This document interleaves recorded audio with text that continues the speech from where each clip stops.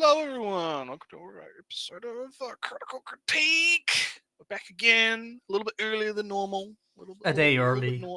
A day early, yeah, because schedules and things and stuff, right? So yes, we get it. It's you know, it's a long weekend for me as well because of good old Anzac Day. So Yeah, well, tomorrow is King's Day, so oh, that too, yes. yeah, you gotta respect your king, or not anymore, actually. Well, yeah, I never voted for him. But anyway, yeah. So today you picked the video for this week. I did. You picked the video. I have absolutely no fucking idea what's coming. I'm totally blind. It's yeah, but something dress up darling related. Something it is, and it might be related. A little bit more interesting than just somebody who hates on fan service. Ooh, yeah, my favorite topic. That might not be about that, Naretsu. It might be something a little bit different. Ooh. But yeah, this video I picked because I have to. This is for me, always, of course, later in the evening, and I have to get up early tomorrow to go to the island. So I can't do tomorrow, and I can't spend all night arguing about some weird ass. I don't know what will you argue about so next time, Naret? So what's the next argument? Well, we might do a certain explanation points video soon.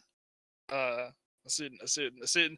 Now he's been on the channel a couple of times, Mr. Explanation Point, hasn't he? We've done him a few times. At least back in the day, I think we did him at least like twice. Yeah, but he kind of stopped for a while. Now, he kind of dropped off. Well, we kind of dropped off the face of the earth for a while. Also, yeah, true. I wasn't keeping tabs on him. He was in the shit recently. He made a Mishoko Tensei video that everyone kind of shat on. But that's not the video we're going to be covering. No, we're going to be covering a different one. I don't want to spoil it, so we'll let you guys kind of think about what video that could be. Might be very easy to find out. So also, Explanation Point has been doing streams like these, kind of reviews. He's been getting in on our turf, has he? He's doing like podcast reviews, and those are 2 hours at minimum. So we're not going to be doing that. We're not going to be doing that. No. But the one we are going to do is like 30 minutes. Yeah. We're going to do like a 30-minute one. So. But we are going to do this video. We are going to do this video. This is the one that we're doing today. Yes. So let's get that up. Get that up. Ready to go. Yep. There we go. I'm watching the stream. I got a little. So yeah, it's normally about Dress Up Darling, and fan service is a part of it. Oh yay! Lovely. Yeah, I don't recall anything about this one. I haven't pre-watched it, so I don't know what's coming. So you're gonna get some live Naretsu reactions right here. But for the boys in the chat, obligatory crack one for the boys. Crack one for the boys.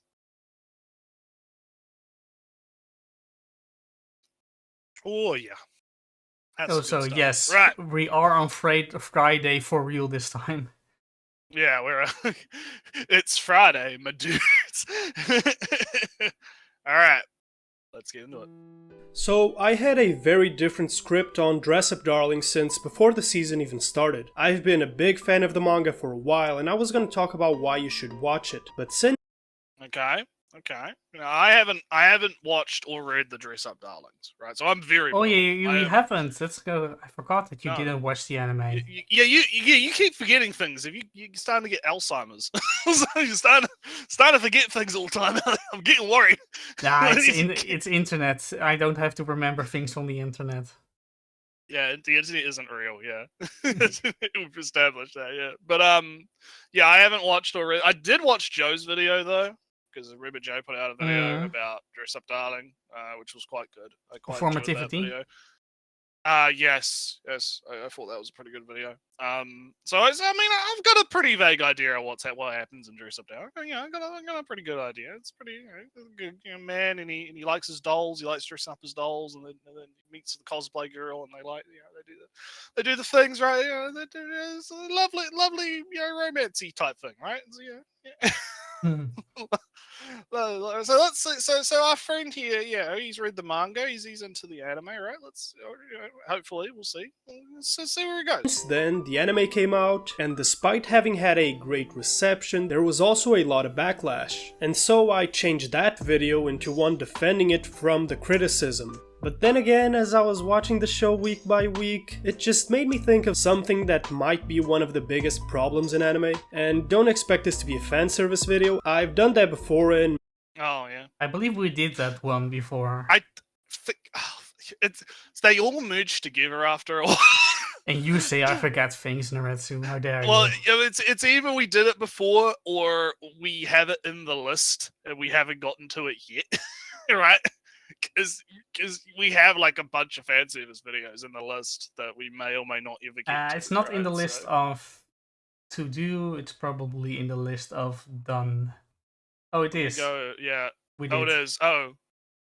Okay, great. I don't even remember.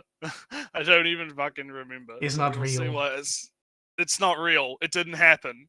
We're gonna gaslight the chat. We never made a stream. We never made a stream about it. It never happened. And then we'll do it again. And then we'll do it again, yeah? Alright, well, let's keep going. My opinion on it is still the same. If it doesn't get in the way of the story, I couldn't care less.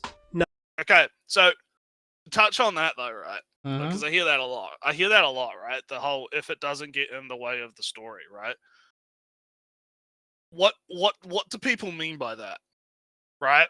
Because that's like you have to. How do you define it getting in the way of the story? Right?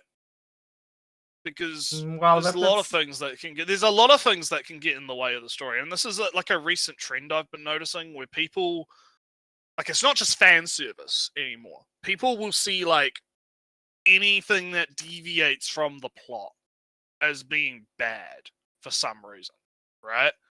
And it started with fan service, right? Like, because that was a very common argument for fan service, even back when I was younger, right? It was, oh, it detracts from the plot. It stops the plot from moving forward. It just gets in the way, right? And it was like, okay, well, that's all well and good, I guess. I mean, I don't necessarily agree, but whatever. But then nowadays, I've started to see like more zoomies start to be like anything that like character moments, for example, right, where you just have like the character's like sitting in a bar having a conversation or something, right? And it doesn't like drive the plot forward, quote unquote, but it like.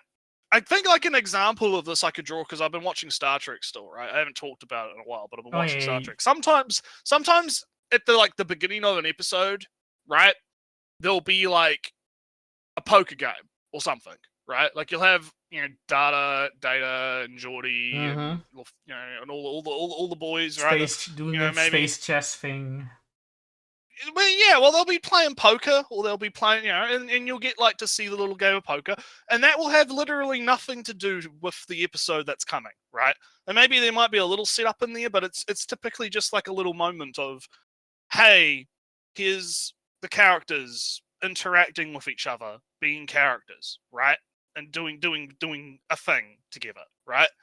And those moments, while they don't like drive the plot, right? Because usually what will happen is you'll get like, Commander, come to the bridge, or whatever, like they'll have like a thing, and then the plot happens, right? So it doesn't like drive the plot, but it's still nice, It introduces the characters that are going to be in the episodes, at least. Yeah, and it gives you like some characterization, and especially when you think about it from the perspective of something like, because Star Trek is like 7 seasons, right? So it's like long. We're talking like stuff from past episodes comes up in future episodes, and you have this like long overarching like storylines going on, right, with different characters. So sometimes it's good to just have some breathing room to kind of be like, hey, here's a fun little thing. So in looping it back around to the fan service thing, right? Like, that's why I'm kind of a little bit triggered by this. Oh, it gets in the way, right? Unless it gets in the way, because how do you even define that, right? How do you even define that it gets in the way? That's in the end Because personal sensibilities. it's like a fucking personal preference, subjective thing, isn't it? Right? Like, what takes you out of the immersion of the show? But anyway, do you have anything to add to that? Because I've been yapping. Not really, because it's in the end all. This is kind of it's just a very personal measurement gauge that you have. When does something get in the way of the story? Yeah, that might is a loose panty shot in the way of the story when it's over in 1.5 seconds. I remember, so Fire Force, right? Because we've talked about Fire Force. Everyone talks about Fire Force, right? On Twitter, because I got triggered one time, I actually scientifically measured by going on YouTube. By going on YouTube and typing in a compilation of all of the times Maki, I think her name's Maki, right? The cat girl, right? So, yeah. Every single time she has a fan service scene, right? I typed in YouTube, and it's like between seasons 1 and 2. It's roughly 10 minutes of collective screen time, right? So if you think about that from like the perspective of a 12-episode anime, right? Like, or 24, I guess, if you count both seasons together, right? So you have 24 episodes and literally 10 minutes of screen time is her fan service bits, right? The rest of it is the rest of the show. There's no fan service well, there is fan, in some parts, but you get, sometimes the boys will have their abs out or whatever, right? You get what I mean, right? But when it comes to specifically the stuff that people complain about, right, and say takes them out of the experience, it's this massive problem they can't get over, Ellie, right? It's literally just 10 minutes. It's literally just 10 minutes of the show. And so I'm kind of like, that's why I'm kind of like, yeah, well, does it really get in the way of the show? Does it really? Yeah. I do think it's the Maki thing. If you want more Maki, then the fan service kind of stops that development a lot, right? It suddenly becomes a joke. It suddenly becomes the thing, and then the momentum around her stops. I guess you could argue it from that perspective, but I haven't seen anyone argue it from that perspective.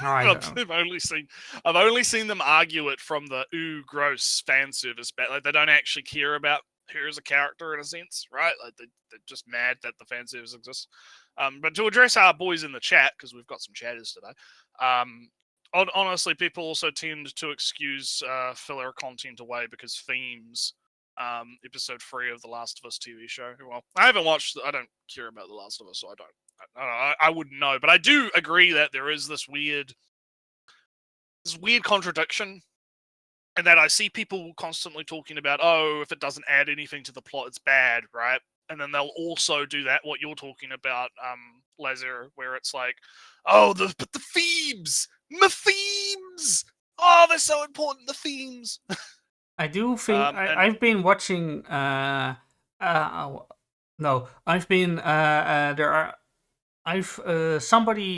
people are kind of reviewing Frieren, and it's interesting, review Frieren, good show. We all think it's good show. We all love it. They don't like the show, Naretsu. It's going too slow. The motivations aren't explained. Oh yes, the Shonen boys. The Shonen boys are like, oh no, it's not enough action. Oh, yeah, no. It's kind of weird. Then the character writing isn't good because the action, Denken is just there, and how are we supposed to sympathize with Denken? Like, 2 episodes with Denken, and what Denken is about. So what? Yeah, it's pretty straightforward. Richter, all the stuff about Richter, and Kane is kind of insecure, etc., etc. There's all 1-2 episodes after they are introduced, but that's not enough. That's not enough. Yeah, it's got to be like directly stated. Like the characters have to look at the camera and be like, "This is my motivation," right? Kinda, or characters have to have a epic motivation at all to matter as characters.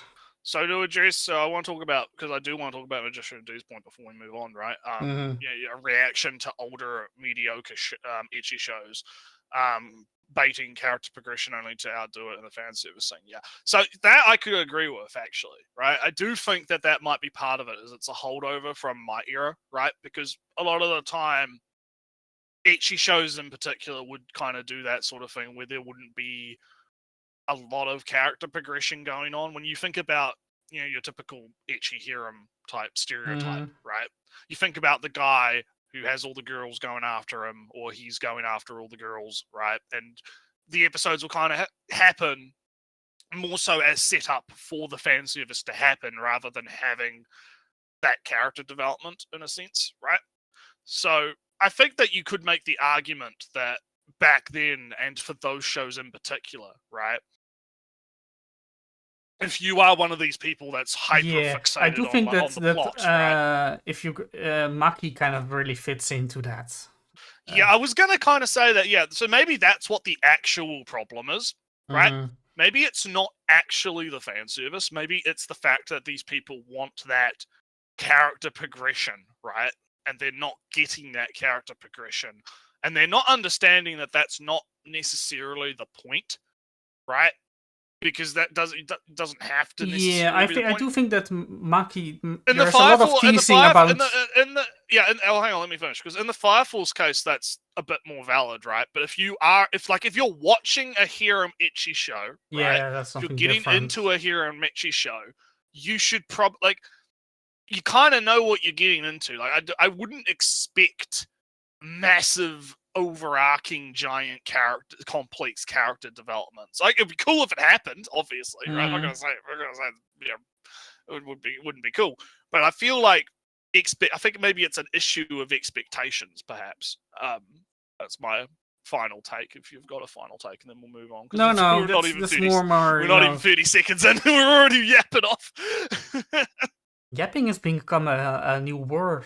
It's my new meme word. Yeah, it's the Zoomers. I'm picking up. I'm co-opting the Zoomer speak. So you're being yanked on Twitter too much. It corrupts you. I'm you being become corrupted, a Zoomer. Yeah. Become Zoomy. Oh no. But anyway, have you got a final? Nah. All right. Then we will continue. Now, to get it out the way, I like the show. The issue I have is with adaptations themselves, and no, I'm not saying Cloverworks didn't do a fantastic job. This is a 5-star production. But before we get to it, I'm gonna tell you what I like about My Dress Up Darling, and then I'll get to the big issue I want to address when it comes to adaptations. So, okay, so we got a video about adaptations, which is interesting because we've talked about that quite a bit, haven't we, Ellie? We've talked about that quite a bit in relation to certain magical girl anime.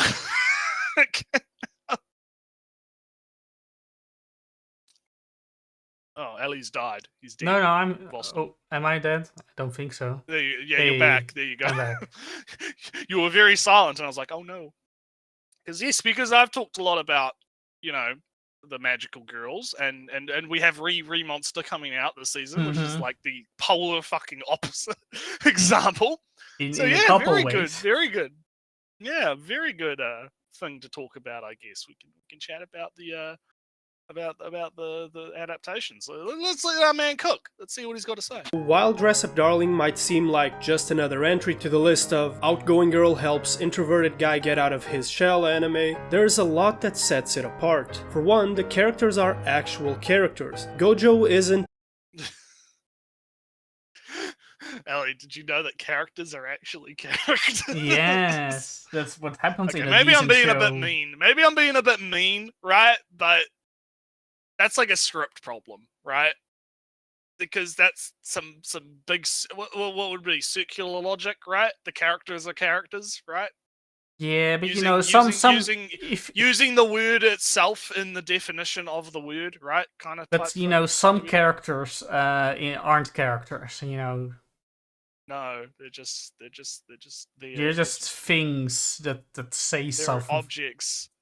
They're objects. Things that say thing at the time and then disappear from the story. Faceless anime man who comes in and says hello and then I disappears. think it's to spoil, right? So far, like the witch character in Remonster, right? The alchemist character. Right. She makes a poisons and then she disappears from the story. Yeah, she disappears. And then she makes another poison and then she is gone again. So I don't really think she's a character per se because she's just makes a poison and then she's a poison dispensary. I guess. I just found like the way that he kind of said that was kind of weird because it's like yeah, but characters are characters. It's just a weird way to put it. Could right? be like it fleshed out. There could have been better ways. The characters are more fleshed out, or something. Like, it could have been a bit. I'm just saying, there's like a better way to have said that. Yeah. A bland self-insert. Not only is he not into anime or games at all, dude is basically a 6'1" sitcom housewife. And I mean that in the best way possible. And Kitagawa is more than just Didn't like Joe's entire video kind of center around the idea that our boy here, our main character, wasn't like I can't. You're gonna have to like refresh my memory because I watched that video like months ago, like maybe last year, like fucking ages ago. I watched that video, but I remember, wasn't it like he was trying to make the point that our Gojo boy here wasn't like a pussy, basically. Like he wasn't the beta male. No, because the point is that Gojo, and this is kind of true for most, even even the most generic shonen characters. Yeah, I know it was around the idea of perception, but it was like he was trying to make a point about that Gojo does stuff that you wouldn't do. You wouldn't, I made the example, I think. Naretsu, girl is into ballet. Right. Are you going to watch the past 10 years of high skill competition on ballet? Probably not, no. Gojo did, in a sense, right? Right. Two full arrow gaze. I'm starting to remember now. Yeah, I'm starting to remember now. 2 full arrow gaze worth of story. That's at least, a good 24 hours of reading and playing and choices and all that stuff. Yeah. You wouldn't do that. Jake's also reminding me in the chat. Yeah, the pretenses. Yeah. Conventional romance. Yeah. Yeah. And so I just found it weird that he's like describing Gojo as a housewife. Just found that kind of weird. Yeah, it reminded but that's me kind a of, little bit. If anything, that's also. It reminded me a bit about Joe's video and like the idea of the perception, right, and how all that kind of stuff. Yeah, but the thing about Gojo being a super chat is that he does stuff that you wouldn't do. You wouldn't play 2 arrow gaze if you have no affinity for them at all. To get just to get the information for the to get the dress. You wouldn't go watch like hours of I don't know, esports so you can be a better caster for your gamer girlfriend. Are you going to watch hours of World Championship video games championships so you can be a better caster? To be fair, this guy did say that he's not a self-insert. I'm pretty sure. Like that was one of the things he said just before we paused. So, but I do agree with you though that I think that I think we've had like a talk about that before about self-inserts, particularly in isekai and what it actually means to be a self-insert. Oh yeah, I know I've been like giving 5 examples that are the same thing, but yeah. One example I gave for Kirito, in defense of Kirito Sword Art Online, is that he throws himself into mortal danger a lot of times, and that is part of a thing of him just not valuing himself enough. The manly urge to destroy yourself to save people. Yeah. But you're being asked if the girlfriend is the girlfriend worth it, Ellie? Is the girlfriend worth it? Well, if it already relates to a thing that I'm kind of semi-interested in, and it helps somebody else, and I'm maybe if I can. Well, the thing is, right? So the real test is to have it be something that you have no familiarity with, that you don't have any affinity for. It's more of, I don't know, if I have to now select for perfumes or something, or flowers. Right. That's the real thing. And Jake's making some good points about Joe's videos refreshing me on it. So it's about right. Otaku is generally the outsider. Yeah, that's doing the project. Yeah, because so Gojo is in a sense also an otaku because he has his dolls that he fascinates over, and etc. etc. But enough about Joe's video. Yeah. We could suck Joe's dick all day. We could suck Joe's dick all day because there is interesting stuff to talk about. Like I haven't watched the show, but I know that there is some interesting stuff going on that to talk about within it, right? So let's see if this video man gets into any of that. Just a pretty face, which I know doesn't sound like a lot, but it's far more than what the average rom-com can say. And another good thing is how the scenarios that bring them closer are unique and tied to their characters. Their time together comes not from a list of tropes like aquarium date, school festival and all that, but from the overlap of their hobbies, which makes it a lot more personal. I also like how they're invested in their hobbies outside of their relationship, because this lets the show sometimes put romance in the back to focus on what these hobbies mean to them. Back to what I said, these are actual characters and not walking talking tropes, and since they're both likable on their own, we care more about their. That's another thing I've noticed the Zoomies have a thing with is the whole oh no, tropes. Oh no, we can't have tropes, Ellie. Tropes are bad. Tropes. The thing is, right? So tropes have, in this context, of course, is meaning trite. It's not. That's kind of the problem. He's not meaning. He's not talking about tropes. He's talking about trite. Yeah, that's the problem. So right? just and I think that's the problem with the. I don't know if this man is a Zoomie, but it sounds like it, right? But like, I've noticed this trend among the Zoomies where they kind of the TV tropes brain, where they're like, oh, what are the tropes? Are they good tropes or they're bad tropes? Nah, if they're bad tropes, just translate it. And I know he's trite. not doing that. That's why I wanted to bring it up because like that's not what he's doing, but because he's using the word trope, right? That's the problem. Let's just say he's speaking to the audience that he's speaking to an audience that expects that. Yeah, but that doesn't excuse it though. Come on, it's not. A little. I don't want to make excuses. Don't make excuses for bad behavior, okay? bad Zoomies, okay? Bad Zoomies, right? Because we've talked about before, right? Tropes are neutral, right? Tropes are not good or bad, right? It's how they are utilized within the context of the story that matters, right? Just because there is a trope that exists, like let's say Tsundere is a trope, right?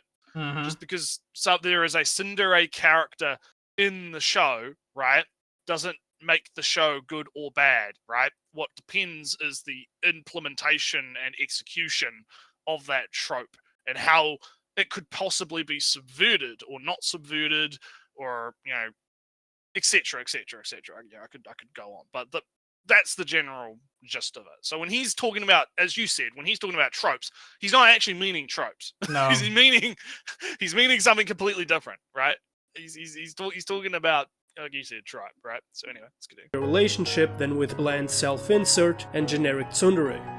And the last big plus for me is how the usual romance dynamic is flipped on its head. Most often in anime, or even romance in general, we see the girl take a supporting role, but this time around he's the one helping her achieve her dreams. Now, I still don't think it's as interesting a dynamic. I don't agree with that, but even in the archetypal love Hina are, what's his name again? Like, what's the main character?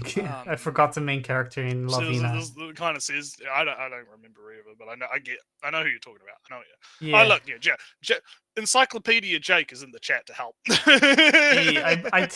I should have said Keitaro because I was thinking of Keitaro. Keitaro. He does a bunch of stuff for all the girls, like all 9 of them. getting into the high school, helping with the overcoming the clan stuff, just generally helping out. I don't know what was Sue, what he did with Sue, but I believe he helped Sue out. I mean, yeah, typically, like, even in, like, because, like, I'm thinking to stuff like DxD and stuff, right? Like, even in DxD, sometimes you'll have episodes or arcs where it's the male character supporting the female character, right? It's not necessarily all about the male character's progression. So I do agree with you that I don't think it's necessarily as rare. I like, to have a male be in the supporting role. I do. And I I do guess feel that it's more of a if maybe it's looking back at it, maybe it's more framed as a way for the female to fall more in love with the male. While in Dress Up Darling, it's not really Gojo helping Marin out is a start of the romance, but it's not necessarily a thing that is kind of a.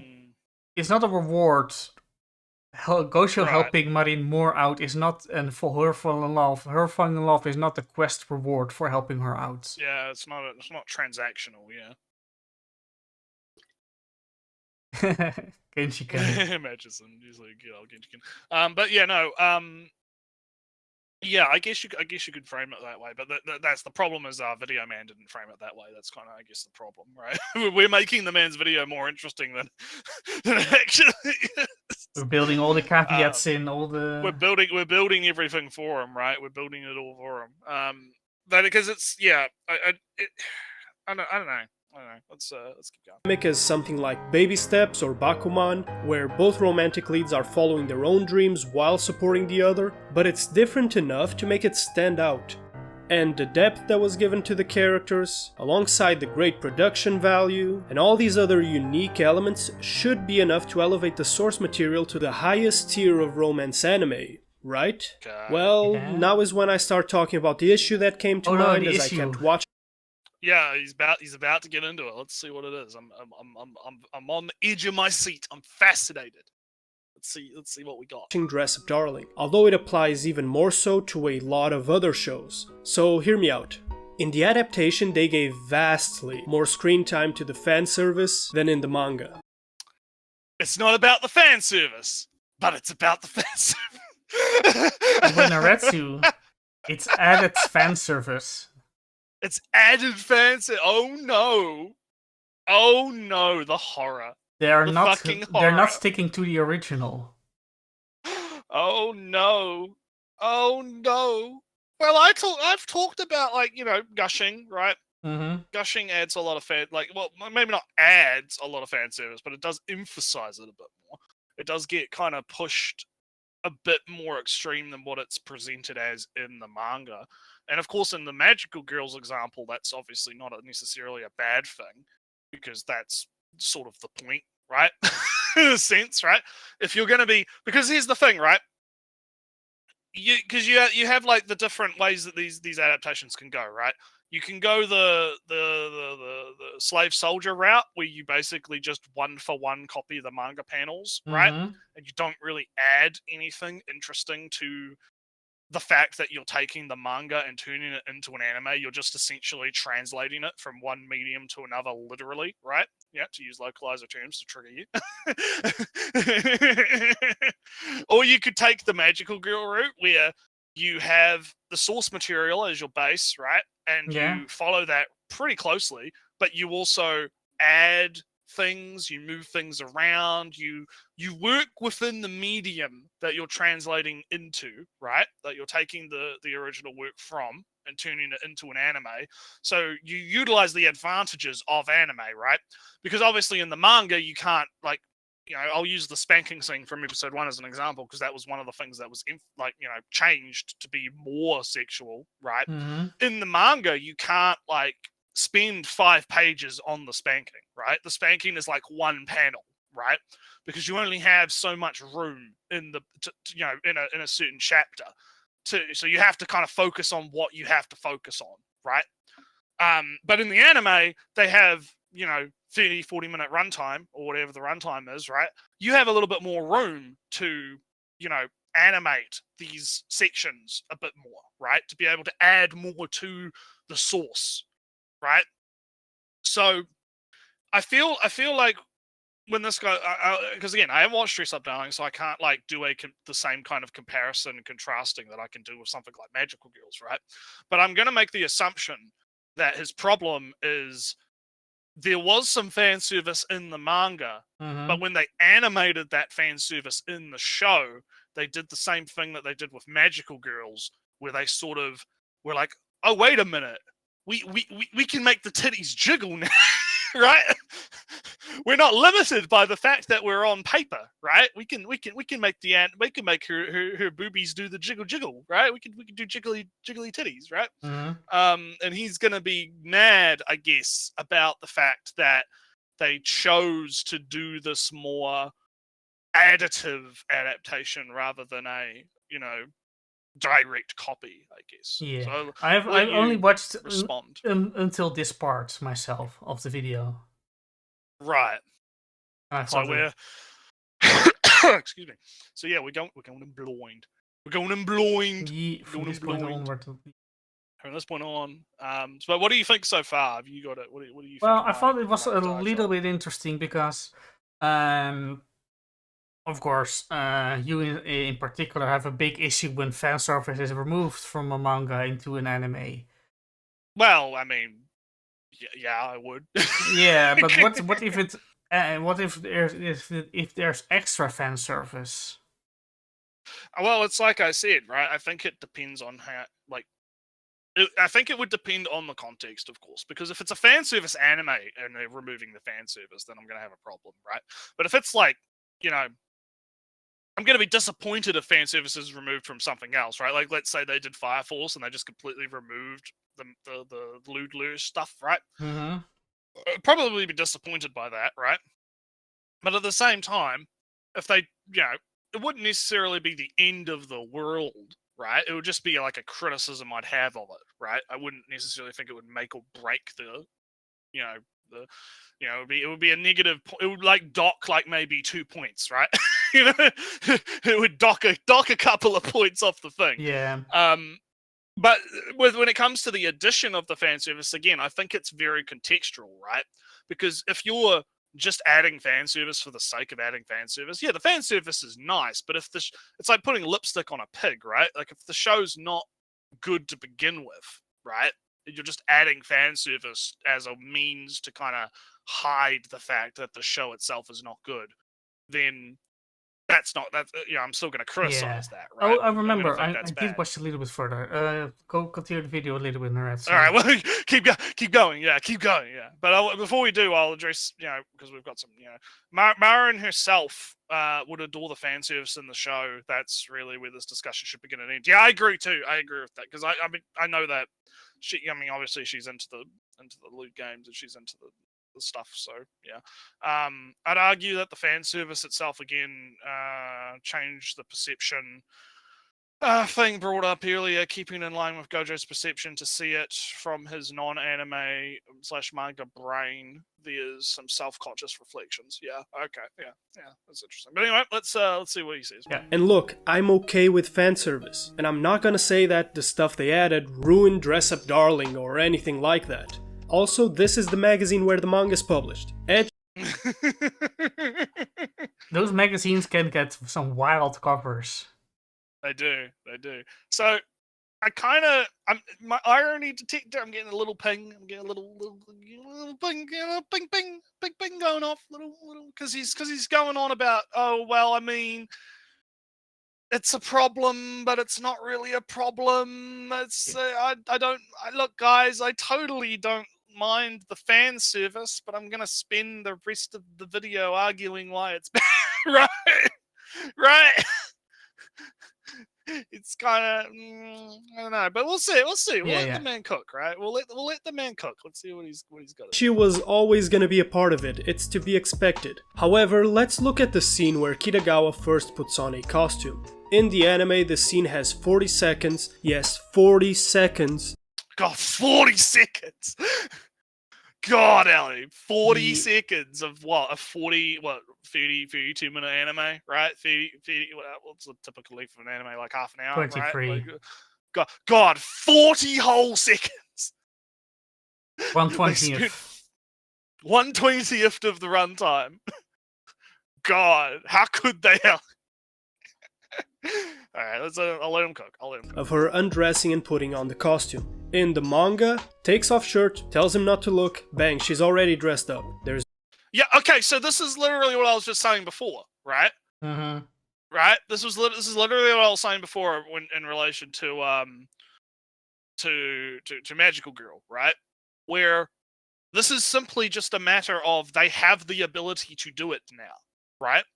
Because in the manga, of course, it's only going to be like a couple of panels, right? They're not going to spend 50 million, like 4 or 5 different panels It's a pain just to on her draw. undressing. Yeah, because you got to draw that shit, right? You're going to have to draw her undressing and getting dressed.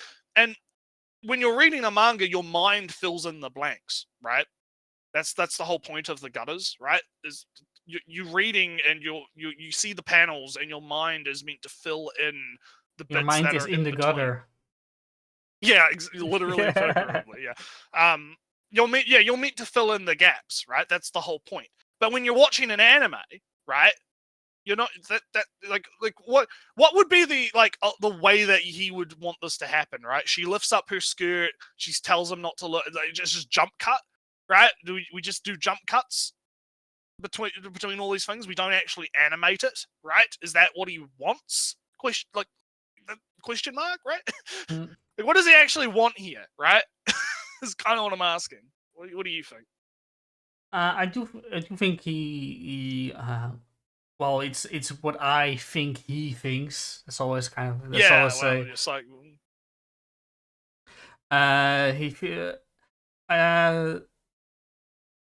yeah, he feels like it's too much fan service. Now I don't really think the scene that she starts undressing is fan servicey at all. Yeah, that's kind of the thing. I don't. This scene itself isn't fan servicey to me, so I can't really object to it. I can see the argument from the American perspective, right? Because oh well, yeah, I forget Americans I can see the exist argument. sometimes. I can see I know. You got to remember the Americans have this. They're very weird. They're very weird. Okay, I'm sorry, guys in the chat that are Americans. Sorry, but I'm sorry for you. You're all weirdos. But yeah, no, I think it just comes down to what I'm talking about, right? Like, if when you go from one medium to another, right, you gain a whole lot of power to be able to do things that you couldn't necessarily do in the other medium, right? So where you couldn't have, her undress, all right, spend a lot of time on the undressing and emphasize it in the manga. In the anime, you can. Mm-hmm. And that's obviously going to be a directorial decision, right? It's going to be a decision of like, okay, what do we want to emphasize versus what we don't want to emphasize, right? And that's an interesting discussion to kind of have, but I have a sneaky suspicion we're not going to have that discussion right now. I have a sneaking suspicion that this is not going to go in that direction. But let's see. Let's let him cook. There's no booty shot and there's no nape shot. And this is a general trend with the adaptation. In the anime, the fan service is around 1/5 of the runtime. Yes, Man, he's just like me in Firefly, mathematically calculating the runtime of the fans. It's like 1/5 of the runtime. Well, here's the thing, right? Like, this is the question I have to ask, right? What would you want in that 1/5 instead, right? More story. Because you have to make. Well, but like, what more story though, right? The continuing of their relationship. Well, no, because like, hear me out, right? When you're the director of the anime, right, you're given the source material, right? You're given, right, here's the book, right? Here's your script, right?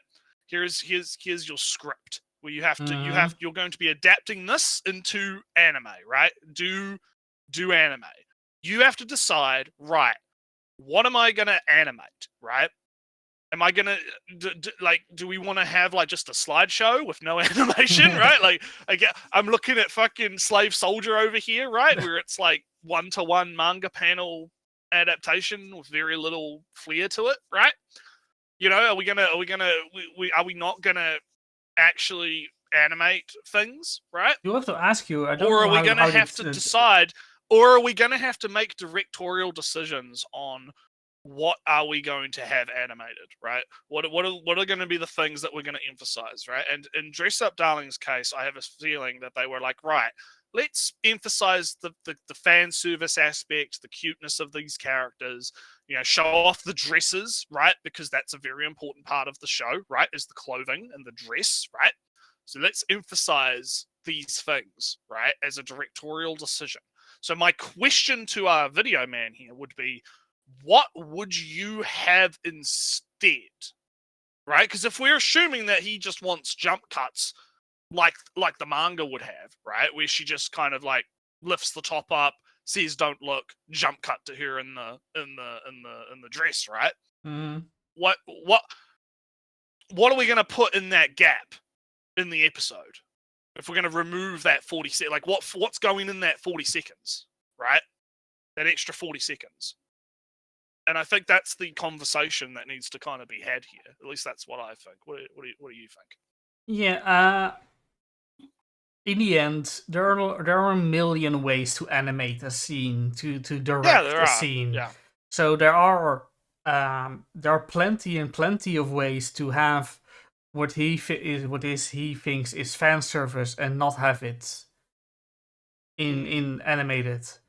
To have it more snappy, to have it more character reacts back forth, and a shot from overhead. That's my question. That's my question, though. Is like I want to know what he'd actually want, because I have a sneaky suspicion he's not going to actually get into that. Like he's just saying, hey, they spent more time on the fan service, and this is framed as a bad thing, apparently, right? He's framing this as a negative, because he just talked about all the positive stuff, and now he's talking about negative stuff, right? They spent too much extra time on the fan service, right? What do you want, right? What are you going to replace the fan service with? Like because I think that's a much more interesting conversation, right? Than just, oh, fan service bad, right? If you do fan service bad, I would rather have it be fan service bad, and here is what I would do instead, right? And maybe he is going to get into that, because we still got about half the video left, so we'll see. We'll let him continue. But I have a sneaky suspicion we're not going to get that. So let's see what happens. Counted. While in the manga it's only around 2 or 3 pages per chapter, and that's not even counting how much tamer the camera angles are in the manga. Now, why did they have to up the amount of fan service? It's not like it wasn't in the manga, but I don't get why they made it a bigger focus here. Because they can. because they can. Because why not? There is an argument that it detracts from the original manga experience. Yeah, that's my issue here. Is like he hasn't like how does it detract, right? What is actually the problem, right? We haven't gotten to the root cause, right?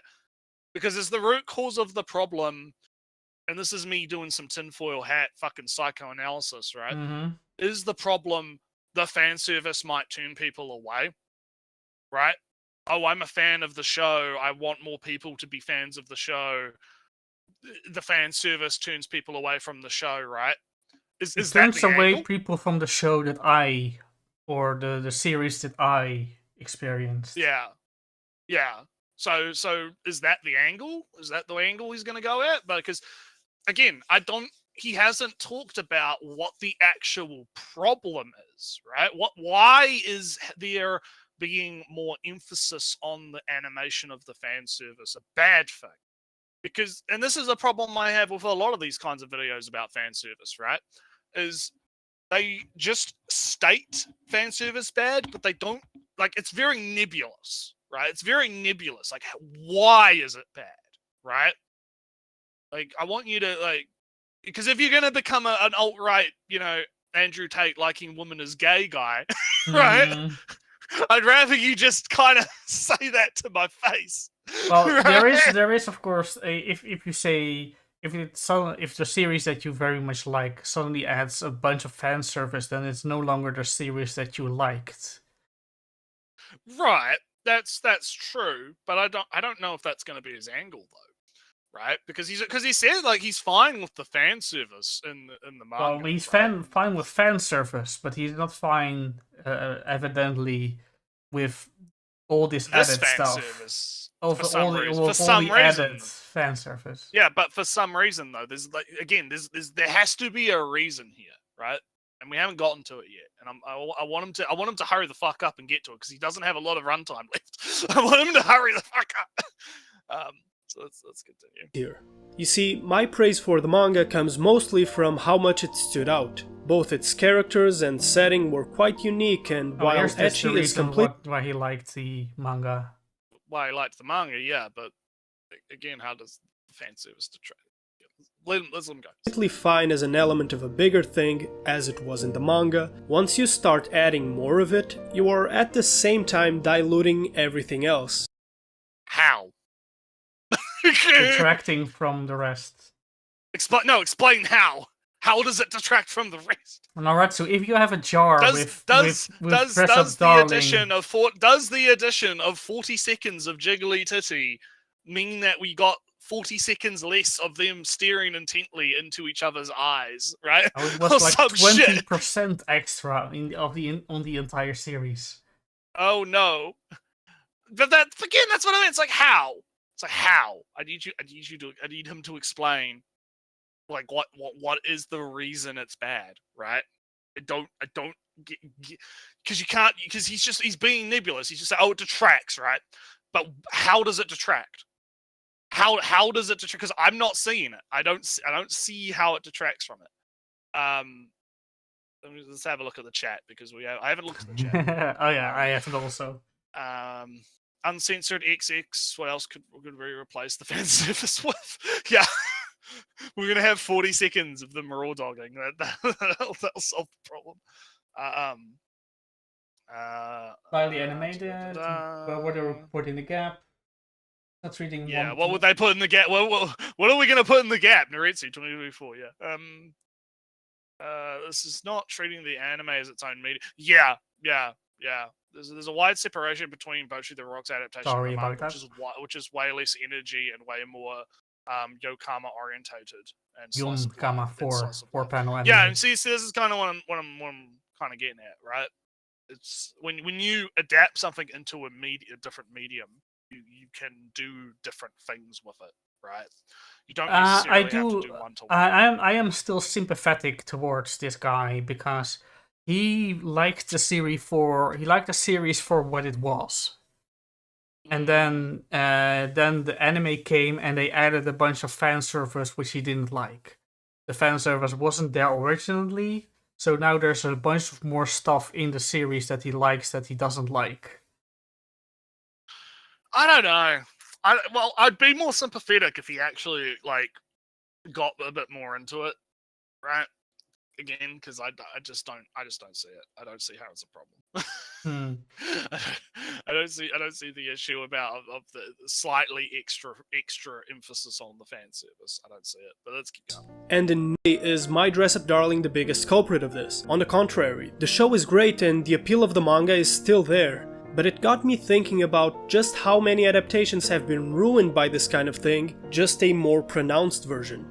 And the biggest culprit that comes to mind for me is my favorite manga series, Rosario Vampire. And hey, that's a classic. It's a very old one. I read the manga a little bit, and I do know that the manga and the anime at some point diverted quite a bit. It became the this was back in the day when adaptations were even more loose than they are now.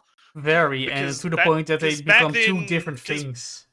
Because back then they were doing adaptations before mangas had even finished, right? So you'd have, the classic Fullmetal Alchemist situation where about like halfway through it starts doing its own anime original stuff, right? Because there's no material. Like, we have to keep making the anime, but there's no material left. Let's make the rest of the anime, right? Yeah, just make something up, right? And whether or not that stuff that they made up was good or bad is up for, you know, interpretation and debate, right? That's not, you know, I'm not gonna, you know, not necessarily a big deal, right?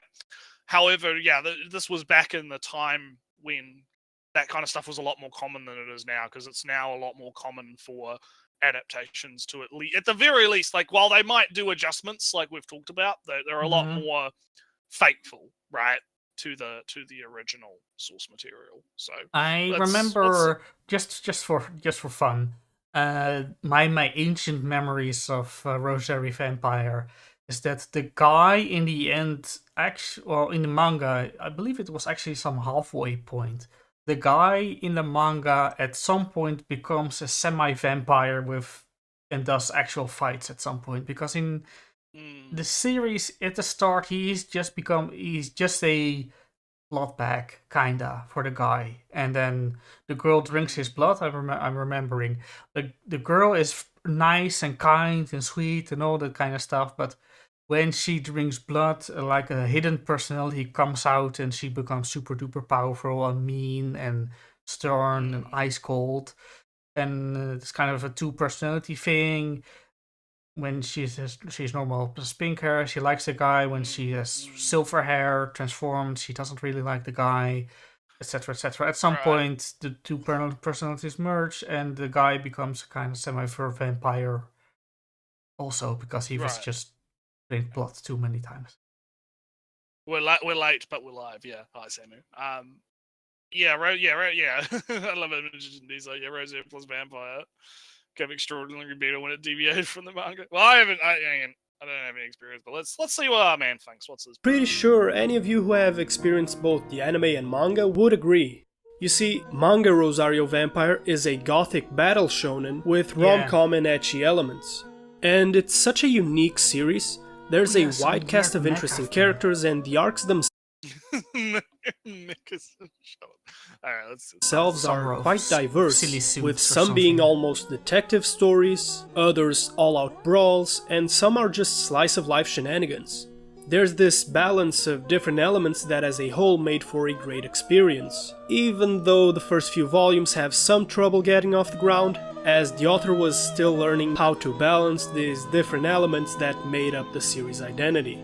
But the anime stripped away all that made the manga unique, and not only that, but it's to the point where it became essentially just fanservice. The setting's still there, these characters look like the characters of Rosario Vampire, but they're not. Actually, they're barely characters at this point. They've become just vessels for the fanservice. And while the manga goes out of its way to cover up panty shots as okay, so I'm on the back foot because I don't have a lot of experience because I never really got. Oh no, Naretsu, we're getting spoiled. That time frame. Naretsu, we're getting spoiled and shit. Fire Force is in this video. Oh god, fuck me. Good, great. But yeah, I just talk of fan service deviating and adding stuff to the material adapted. Yeah. So. Oh, thank God. Shots Sammy was just lying. Never mind. Oh, Samu's just lying. Samu, bad Samu. I might not condition you next week if you keep being bad. Don't be bad. I'll mute my mic and you'll be sad. So again, this just goes back to my point, right? Like, they can do more. Now, I don't know what the directorial decisions were with the anime, right? Like, I don't know why, because I'm assuming he's about to get into, they showed the panties when they didn't show the panties in the manga, right? Mm-hmm. Oh, that's a difference, right? I'm not in, like, the boardroom of the anime committee or whatever going, listening to the discussions where they're like, listen, we have to have the pantsuit, okay? You have to. We are mandating 5 pantsuits per episode, okay? You will animate the anime girl, the folds in the camel toe, right? Ooh.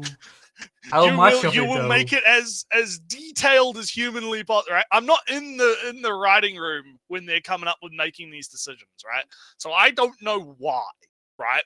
But what I can say is when you're doing an anime versus a manga, you can do more, right? Like, for instance, we don't know, like, I don't know, like, what magazine was Rosario and Vampire in? Maybe they were in a magazine where they couldn't show panty shots, right? Maybe there was a censorious angle to this, right? Or a ratings board angle to this, or something else, right? Like, I feel like there's a wider, more interesting discussion to be had here that we're just not getting from this video, right? Like, I feel like there is a bigger, like, a better topic to be had about adaptations that we're not getting. Yeah, it's the question of how much adding fan service to a series. How much for Japanese feature? Adding fan service to a show that already exists and that makes you like the show less. That is. Yeah, I'm going to still say the same. I sympathize with the guy if that the shows that get adapted do stuff that doesn't fit his. I mean, I could kind of, right? Maybe. I can't think of an instance where that's happened to me, so I find it difficult. So Shonen Jump. I find it a little bit difficult, but I'm not even talking about that, right? Because I just feel like there's a more interesting discussion to have, and where we're kind of filling in those gaps, right? Where I think that there is a lot more to talk about here in terms of how adaptations get made, what considerations get made in an adaptation, why certain directorial choices could be made in favor of others, right? Emphasizing certain aspects of the story or the animation versus others, right? I think that there's a lot more that could be talked about here in terms of the actual creation of the anime, right? But instead, what we're getting is personal preference, subjective of, feely stuff, right? Oh, this is not the same as the thing that I liked, right? Or this has deviations from the thing that I like, and that's great, I guess, but I don't know. I just feel like it's not very substantive, I guess, is kind of where I'm coming from. It's in the end Let's all keep going. feelings. We're almost done. We're almost done. To not break tension in the most important moments, the anime just fucked it all up. Okay, so I'm like, unpause, right? But this is what I mean. This is a good example of what I mean. How does he know that they covered up the panties in the manga specifically not to destroy the tension and critical moments? How does he know that, right? Did he talk to the author? Did the author say this in an interview? Was there some random comment at the end of like one of the chapters, author notes or something, right? Was it like, that's what I'm talking about, right? Like, he's making these statements about, oh, the work did the thing this way because of this, right? When I don't see any like actual evidence of that. For all we know, right, it could be the other way around. It could be the author wanted to have panty shots in the manga, but he couldn't because of XYZ reasons. But then when the anime comes around and, the director, the author is like, no, I did want to have I don't mind if you guys add a bunch of panty shots. I love panty shots. I really want the panty shot, like, we don't know, right? We can't make that determination without actually. I do feel that adding in that panel, right?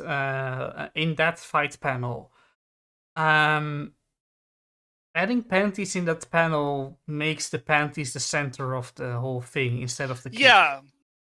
Yeah, and I mean, it wouldn't. Would it add to the panel or not?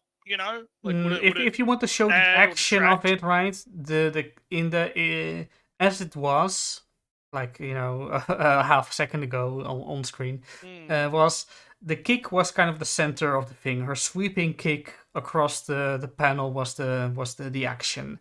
If we have a panty shot there or draw the panties there, then the panties are just center stage and the kick becomes, the foreground, not the. So my question would be I would have to see how that was animated in comparison, because if they animated it and made it so that the panties were the things, I think right? I suspect they didn't animate that specific fight scene in that way. I think but that's what I mean, right? Because because the fight scene's also going to be in motion, isn't it? So you have to factor that into your equation, don't you? So that's I do again, think this is what I've been saying. This is what I've been saying the whole video is like there's different things you have to consider between the mediums and how you adapt something and whether or not you add emphasis to certain animation. Because for all we know, that kick could have been like what 1 or 2 frames, right? Half a frame in the anime, right? She just does a spin kick. It's not like you don't get like a still frame of the kick, right, or something, right?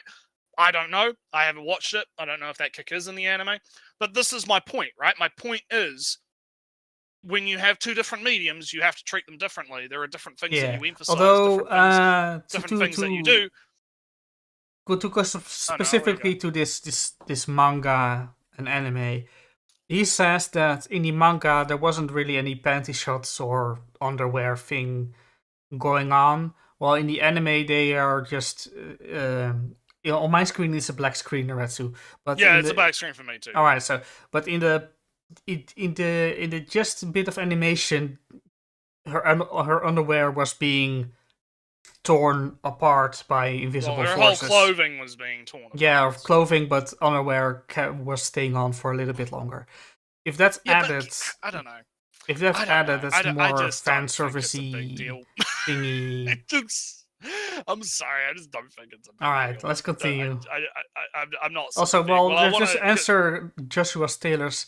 Yeah, I haven't because I saw your tweet. I added the video to the list. It may or may not happen. I added it. You know, it's there, right? Because I don't watch. This might come as a surprise, but I don't typically watch Mother's Day. I don't typically watch it. Although, if you say that this. 1 second, right? I'm going to mute. Just going to check the length of the video. Hello. 20. It's like 20. It's like 25 minutes or something. I can't remember. Oh, it's talking like a bunch of series, and like it's only 5 minutes in total for that one specifically. I don't know, but anyway, it's like 25. No, it's only 5. Well, yeah, Jake gets it. Jake gets it. It's like, yeah, like. Nah. This is the problem. The magical girl show is only 5 minutes. We can do that in 3 hours. 3 hours, yeah, all right. Well, I mean, what we've been going. This has been 7 minutes, and we've been going for like just close to over an hour. So, God. That's the thing. Unless the panties themselves takes up the space in the panel, it's kind of yeah. Like I just don't see it as a big deal. Like that's where I'm at. Yeah, I mean, only in the. I don't see it as like series ruining, right? And maybe I just like the example. He's not explaining himself good enough for me, right? Like that again. That's what I mentioned. Maybe I'm just not. It's not clicking, right? Like I can understand like the disappointment of an adaptation being shit. I mean, Chain Soldier's right there, right? Right? I've talked about that at length, right? I understand the disappointment of an adaptation being shit, but I don't think Chain Soldier is shit because of the fact that fan service is emphasized, right? Or you know, I think Chain Soldier is shit because they didn't deviate enough from the manga to make it its own thing. Well, or at right? least isn't as pretty as the manga because that's. Yeah, and they use the 3D is kind of bad, right? So yeah, it's kind of like that's sort of what I'm saying, right? Is I just don't think that they added the panty shots into the anime. Like you have to explain how that's a problem. But anyway, the manga uses fan service in the downtime between plot points, but the anime just removed the plot for the sake of the other plot. And I mean that literally. The anime stops following the manga at all after only a few episodes. But I digress. Okay, but again, I'm thinking about like the time this happened, right? Right? Product of its time, Ellie. Product of its time, right? Like It wasn't the only one. It wasn't the only one, no, because that's just kind of what was being done. Because the animes were being made to advertise the mangas, right? And they would. I don't actually know it. I think today is more of an. I don't know. I actually have to look at where the money came from across eras. I don't know. I don't know either. But like, damn that tight rotoscopes. Oh yeah. Yeah, speaking of dress up, darling, yeah, the rotoscopes are good in that too. Yeah. Yeah, Jake is like bullshit, Ellie. I don't even remember what he was reacting Oh, to. the time we were going to spend on. Oh yeah. Yeah. Oh, it deviated that quickly. I assumed all of season 1 was fateful. Maybe I should give the manga a chance. Actually, yeah, I don't know. Again, I don't know. I would have to. You know, I had it's fun always with the hard when manga people for are a talking. while. Yeah, it's always hard when people are talking about something that I don't have experience with and don't know about, because I can't count like how do you, I'm not gonna sit here and act like I know when I don't, right? Because that's some midwit shit to do, right? That's some midwit nonsense, right? Like, I'm not gonna sit here and be like, oh yeah, he's totally wrong, right? I guess in terms of Rosio and Vampire, because again, I don't know if it deviated after 1 or 2 episodes. I wouldn't know at all. Yeah, and I can't remember anything about the Teenage Mutant Ninja Turtle thing Joshua was talking about. So I don't. Again, if I don't know about it, I can't really comment about it, can I? So when it comes to but I can comment on his overall thesis though, right? And his overall thesis seems to be the addition of the fan service when there wasn't fan service initially, or emphasizing the fan service more when there was in the original work, is the problem. But in the runtime that we've had, he hasn't really explained how that deviation causes problems, right? What in what way? And in particular when it comes to Dress Up Darling, because he's using the extreme example of Rosio and Vampire, right? That's the extreme case, right? And you could probably make that argument more succinctly if it does deviate from the plot so extremely, right? As he's suggesting. But does Dress Up Darling deviate from the plot by having 40 seconds of her undressing? Question mark? Is it really deviating from the plot that much? I don't think so. But anyway, we're almost done. We've got a minute left. The point of the video is just how many series got this kind of treatment in their adaptation. And look, I get that when it comes to Dress Up Darling, yeah, you can. Maybe boy just needs to watch more anime. Yeah. Anyways, this is blowing it way out of proportion, because that. Oh look, he's even making my point. He is he's again, it's I just don't see how it's a massive problem. But I'll let him finish. Show did not take it too far, but the question is just how many did, and how many ended up ruining the reputation of their source material because of it. I'm not trying. I think Jake's right, because he just posted that comment. It's bad faith framing of having the core example as a negative, and then go to the other example, which is a more negative example, and stop there. Yeah, I agree. Because how many other shows were ruined by quote unquote the addition of extra fan service? Right. I would say it's 20 years since. But yeah, that's the problem, right? Rosary Vampire, I remember liking the manga, and I remember not liking the anime. So I assumed the anime was a bunch of stuff that didn't happen in the anime, and was I assume also. It's deviant. I mean, I can't think of a whole lot of examples where. Yeah, I can't think of a lot of examples of that happening, right? Because, I mean, the most famous example of anime original deviation, the most well-known would be Fullmetal Alchemist and Soul Eater, right? Those are, the two big ones, because, obviously, those were the two where such deviations happened, and it's, blatant, right? So, those are, the two main examples. But I don't know if I'd say, Fullmetal Alchemist, not Brotherhood, the original, right? I don't know if I'd say it was ruined by that, though, right? The anime original stuff. You could, if you're a manga purist, right? Obviously, you would have a problem with that. Yeah. But I don't.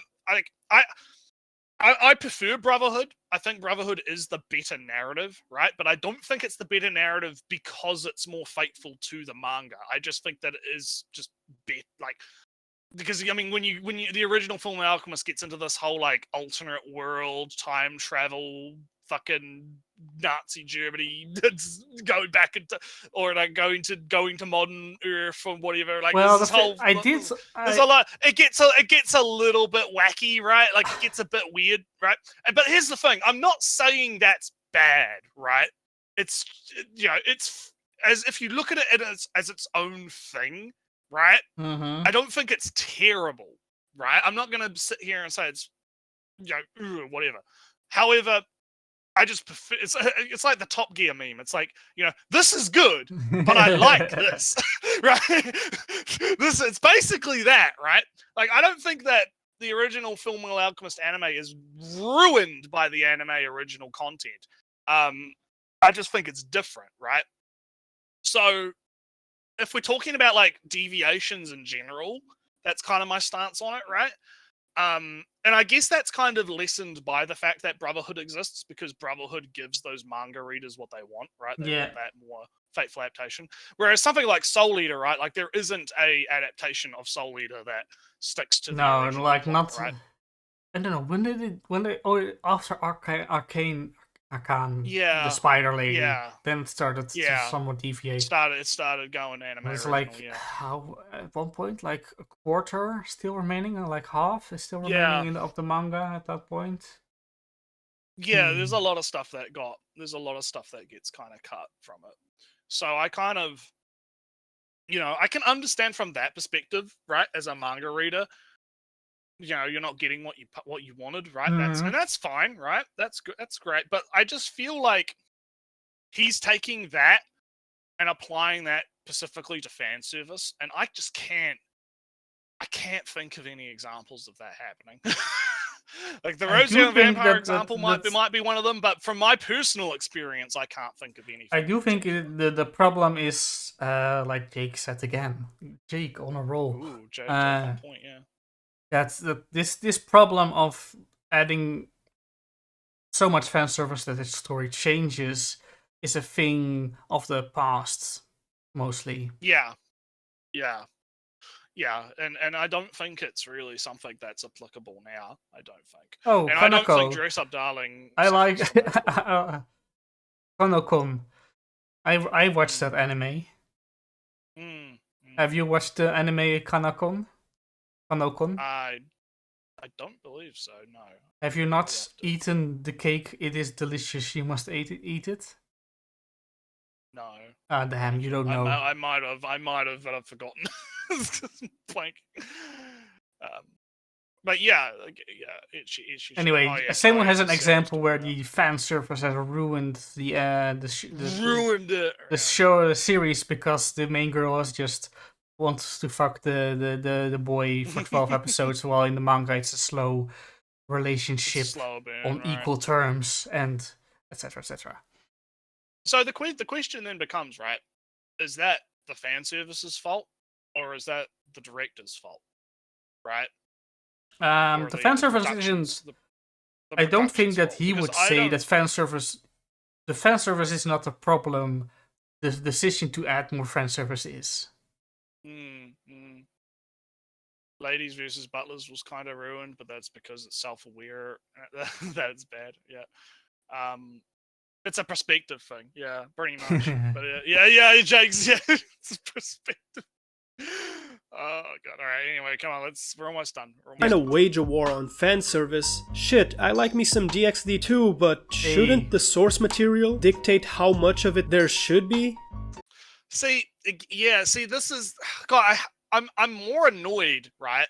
Because there is an interesting conversation to be had here about adaptations, right? Yeah. There is a really interesting conversation, and we've had that conversation over the last hour, right? Like there is an interesting nugget here, but he's missing it. He's swinging and he's missing Ellie. He's swinging and he's so close. He's so close to that interesting discussion, and he's just not singing it, right? Because the idea of, okay, should the anime be close to the manga, right? Should the manga be dictating exactly how the anime turns out? Well, I have my Chain Soldier example of what happens when you do that, and it's terrible. So what do you say to that, Mr. Video Man? Right? Like what happens there? And then I have my Magical Girl show where they deviate and they add and they change things around, they adjust the when things happen in the story, right, the timeline, right, and it's much better for it. It enhances the source material. It makes it better, right? So there's two different paths, right? And I don't necessarily think you have to do one or the other. Like, we could do a mix of both in these adaptations, right? And we could have a discussion about where does the line, like what lines can be drawn, you know, what are the examples of it working and not working, and kind of getting into the mechanics of it, right? But we're not doing that. We're just not doing that. He's so close, Ellie. He's so fucking close. I hate it.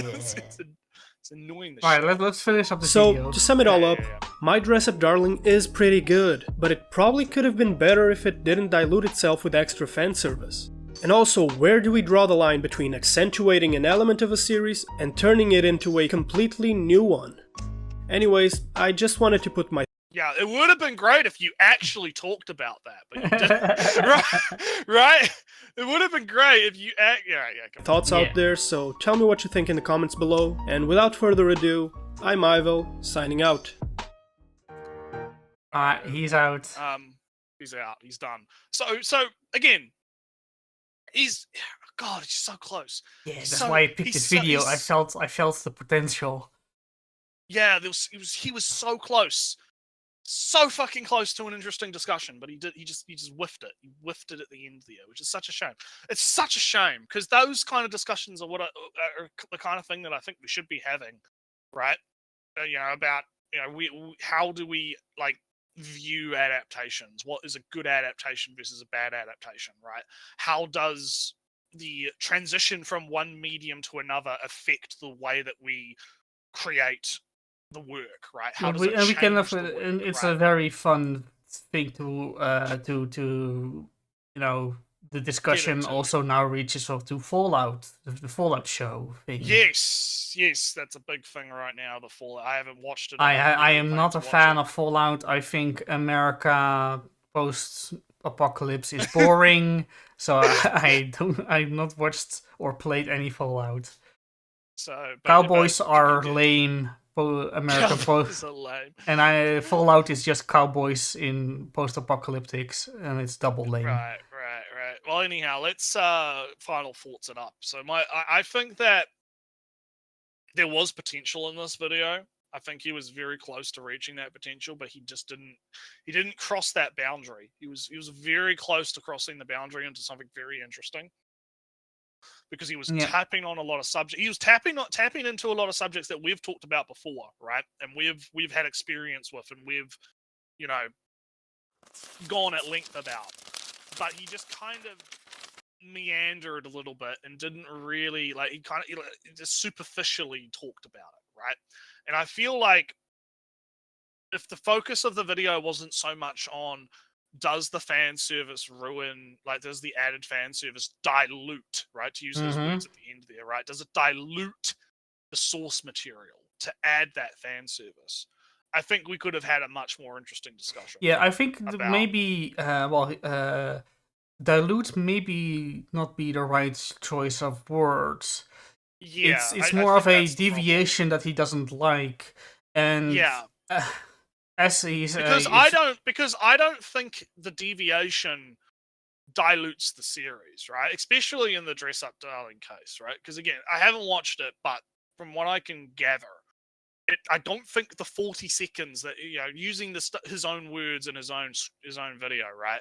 I don't think 40 extra seconds of watching her, you know, get into a costume is really like comparing that to like Rosie and Vampire, where supposedly they just completely threw the manga in the trash, right? And just fucking tits and ass all the time, right? I don't think it's comparable, right? And I think that really hurt his argument in a sense. Because the whole time I was asking, right, okay, how does this dilute it, right? How is this actually, this deviation actually harming the overall narrative of the show and the quality of the show? I need you to actually explain why you have an issue with it, right? What is the actual problem? Because as me, being the layman who's a secondary, right? I haven't read the manga. I don't know the source material. I would watch Dress Up Darling, and I wouldn't. Well, one, I wouldn't know any better. Like, I wouldn't even know that there was, less fan service in the manga. I would just, I would take the anime as a standalone thing for what it is, right? And the quality of it would stand on its own. So that's also a perspective that you have to consider. And that was one that I talked about when I talked about Magical Girls, right? Where if you take the anime as a standalone product and not say product, but standalone piece of art, right? Standalone work, right? Mm-hmm. And look at it in that respect instead of an adaptation, right? Does it stand on its own? In the Dress Up Darling case, I would say it does, right? Based on everything I've seen, it stands on its own. It doesn't need, it doesn't just have to be an adaptation. Yeah, I think I'm kind of rambling a little bit, but like you kind of get what I'm coming from, right? Yeah. Like I'll just give mine because you've. Yeah, because I'm kind of done. I've kind of exhausted. Yeah. I picked this video because I was kind of more interested in what your take was going to be for the most part, because it is in the end a how much do you change from source material discussion more than. Oh yeah, you're trying to get me in those gotchas and those localization debates. Trying to get me in those gotchas. Maybe a little bit, but mostly because you are. I know how you think, Kelly. I know what you're thinking.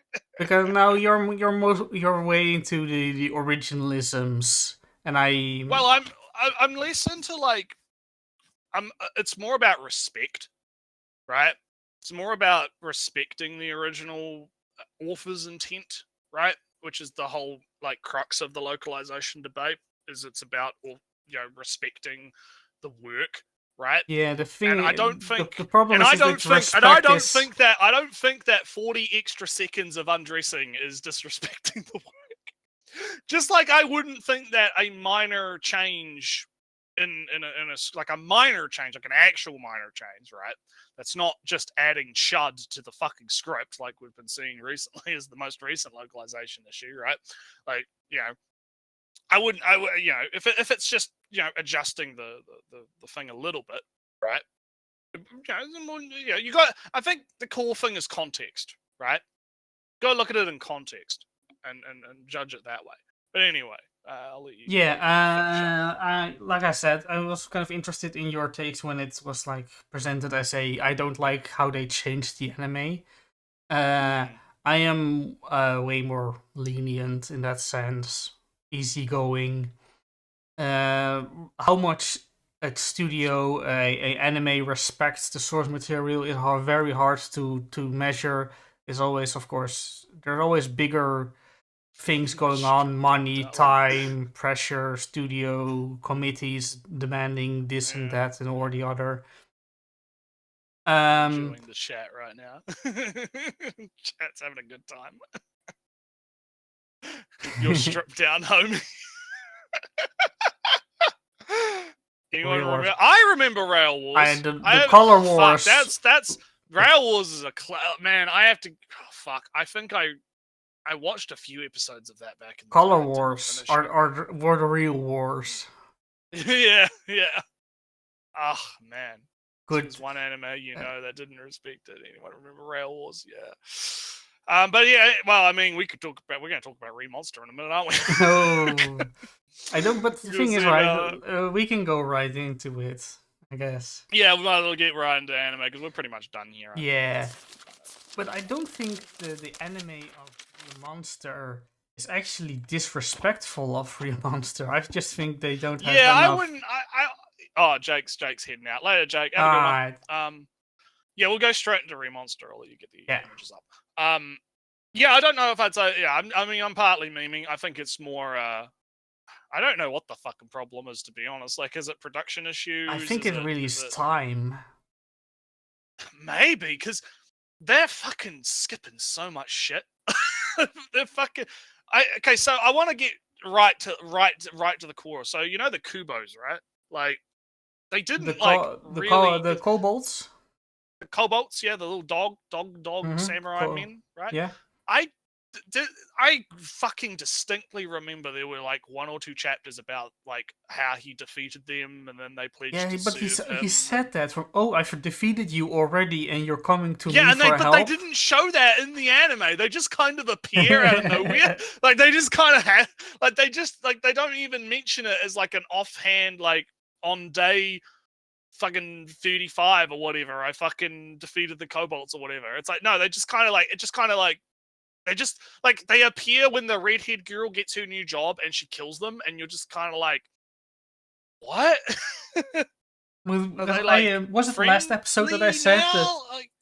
that I remember the elves, they came and they were defeated, and then they came back, and then they were then defeated, and then they got captured. And I said that like, oh, that would take like 3 episodes to do, but Yeah, oh no, yeah, it's yeah. like not even half, not even a quarter of the episode is. It's like watching like the show. The show is like reading the manga on fast forward. it's like reading. You're reading the manga at like 2x speed. It's fucking crazy. I'm just like, fuck, man.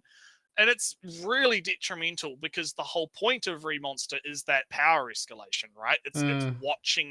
It's watching both him and the other characters kind of slowly get more powerful over time, and the gradual like power scaling ramp up of the fights, right? But because it's skipping so much, right, and it's just kind of jumping to these like key moments that happen, right? Like, oh, redhead girl gets her job. Oh, he captures all of the elves. Oh, he, Gains respect of the kobolds, and well, they didn't even show that. They didn't even think to show that at all. They just kind of like it just happened right in the background. This episode was really everybody gets a rank up, evolution up, and the elves are captured. And the skeletons attack. Yeah, but there was nothing. It was over quicker than the elves. Yeah, that's the problem. It's like that we're not having any time to really take in what's going on at all, right? Like it's very fucking like no, the pacing is so fucking fast. It's and not even just that, the animation quality is not great either. Like it's just not good. It's just not good, guys. I'm sorry. This isn't like Metallic Rogue, where we hoped every episode that the next episode will be better. Because Metallic Rogue had production value going for it, right? Like it had story and things. It had intrigue. It had mystery. It had production value. The anime was good. It was good to look at, right? And Remonster just has none of that. It had fun characters. None of that. Well, that's mean, because Remonster has fun characters, but they can't be their fun characters. Yeah, they're not allowed. They're not characters. These characters aren't characters. These characters aren't characters. That's a cool problem. Also, they go so fast that you almost kind of miss that our guy is eating the elves. He eats the main elf guy. I wonder if we're gonna get to the aphrodisiac blood rape scene. It's coming, but it's going to be rushed faster than the monster that he defeats. Yeah, they're just gonna be like, because that was one of the funniest fucking things I'd ever read in manga history. Like, I fucking couldn't believe that. Drug and Stockholm syndrome done drug Stockholm syndrome, hypno. Please fuck me, Orc Daddy. Like, Ogre Daddy, please. Like, that's and it's fucking funny. It was great, but I think we're just gonna get like 3 seconds of that. It's going to be one line, and then it's gonna be like one offhand line. The elves are tamed the elves. I tamed the elves. Well, I do use some aphrodisiac, but oh well, and that's going to be the end of the entire thing. One still planning shots. They are happy with the goblins. They even mate with them. That's good. I use some aphrodisiac though. It's totally not Roop. No, it's very much is. Totally not Roop. Okay, you don't understand. They consented. It's perfectly consensual. Okay. I'm fucking. Yeah. I'm Anyway. fucking around. But yeah, no, I agree. It's like, yeah, it's really a shame. It's really a shame because I do like the manga. I find the manga quite fun, and it's such a shame that the anime is not going to, you know, and be good, right? It's really a shame. I think that we're not going to get good anime, but Yeah. I'm going to keep watching it despite it being bad because fuck it, might as well. Might as well see it through to the end, right? See it through to the end. I think see what I'm happens. not going to nurse. I have like Am I going to have to 6 other start getting the shows that I'm screenshots? watching, and I'm I'm not gonna going have to to. start getting the screenshots for it. I haven't started watching God. Kaiju 8 because I have already too many other shows. It's good. Yeah, too many anime this season. So many. So yeah. So- Let's run through some 2 shows that I've been watching. Yeah, you go through. All right, Naruto streamer girl time. Streamer girl time. Like every episode is another girl being introduced. This time it's streamer girl. She is going to help animate a music video for the new band. Hey, that's cool. Good times. The fun thing thus far is that it's really the former idol is really the only musician in the show. Musician, yeah. And the other, you got an artist, a writer, a songwriter, and a editor, video editor. There's no guitar and bass and drums and keyboard and all that stuff. It's an artist, it's a music writer, competent composer, and a video editor. That's a little bit different from the usual musical band thing.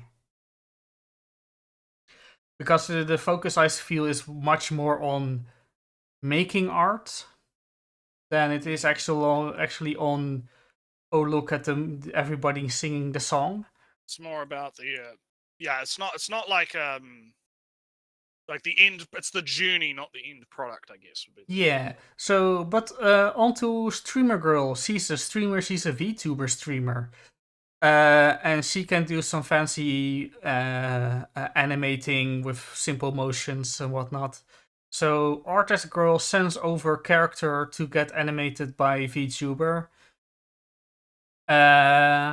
VTuber is busy with is in a big school. She's student president and she's VTuber streaming nearly every day. But Naretsu, she's not very happy. Also, her views are going way down, like half in 2 days. Oh no! Also, Naretsu. She needs to do with that. She needs to do with that one piano YouTube. Well, she's a VTuber, Naretsu. She, I know, but that one chick's hilarious. I love the piano girl. Oh, but she's totally into it. She's totally into it. She loves it. It's great. Naretsu, in the bottom right, that uniform is the uniform of her school. Oh. But she's in the green jacket, and she's hiding up very much. Naretsu, could it be? She's hiding from school. She's not actually student president. She's putting on a facade to her childhood friend, pretending that everybody's all right. The pressure of succeeding and fitting in and all that stuff. Big society. Oh my god. Big self-confidence issues after you've been popular and happy all the time, and suddenly it doesn't work, and then you kind of recluse yourself. And you keep lying to your best friends that everybody thinks is fine, but actually it isn't. Yeah. Oh boy, fascinating. Themes, themes. I have been downloading the themes. Yeah, I have been downloading the apps for this. I just haven't gotten around to it because it's like you said, like there's just so many fucking anime, so many fucking anime to watch, so little time, so many anime. Also, yeah, but in the end of the episode, because they actually haven't met in person for a very long time, because she's VTubing all the time, she's on the Discord, she's on FaceTime, she's on stuff that Right. our main character girl didn't even know that she dyed her hair pink. Oh It's boy. been a while since they actually met. But anyway, they meet again, and everything is better now. And with this, the main cast should be complete. So the next episodes will be going in full overdrive. But I see the word Konosuba in chat, so I'm going to go to Konosuba next. It's Konosuba time while I maybe go pour myself a bit more of a drink. I've still got a little bit of my can left, but I might just grab some more drinks So so I have it on hand. Previous episode, Konosuba was essentially kidnapped to the royal palace by Cute Princess. Cute Princess wants to listen to all the fancy tales of how Darkness got nude and embarrassed again. He's very intrigued. Our knight character is very distraught at the princess hearing such tales.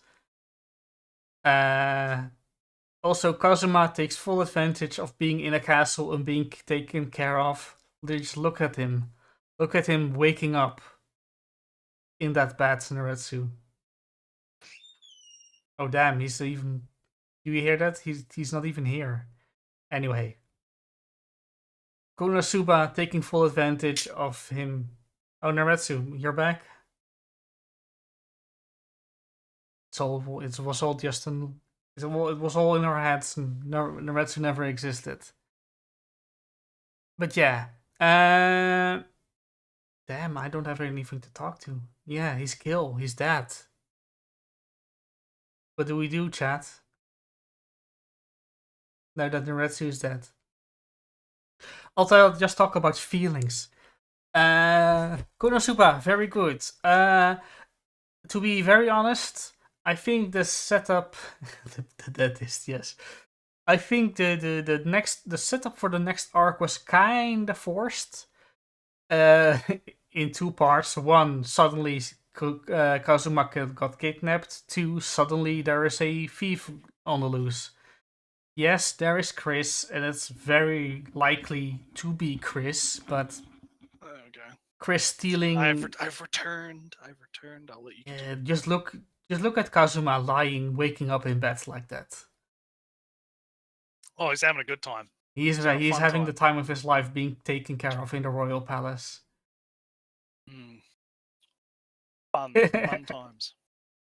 Yeah, what's Wiz doing? No, like I said, to be honest, the setup for this next arc feels a little bit forced, but it's Konosuba, so it's going to be fine. I am very curious when and how Kazuma is going to meet Chris and find out that she stole the infinite money glitch that she stole from Kazuma, and how that's all going to go down. Let's go to a series we both are watching. Let's do Mushoku Tensei. Yes, because we had fun episode. Very fun. fun episode today. Big depression.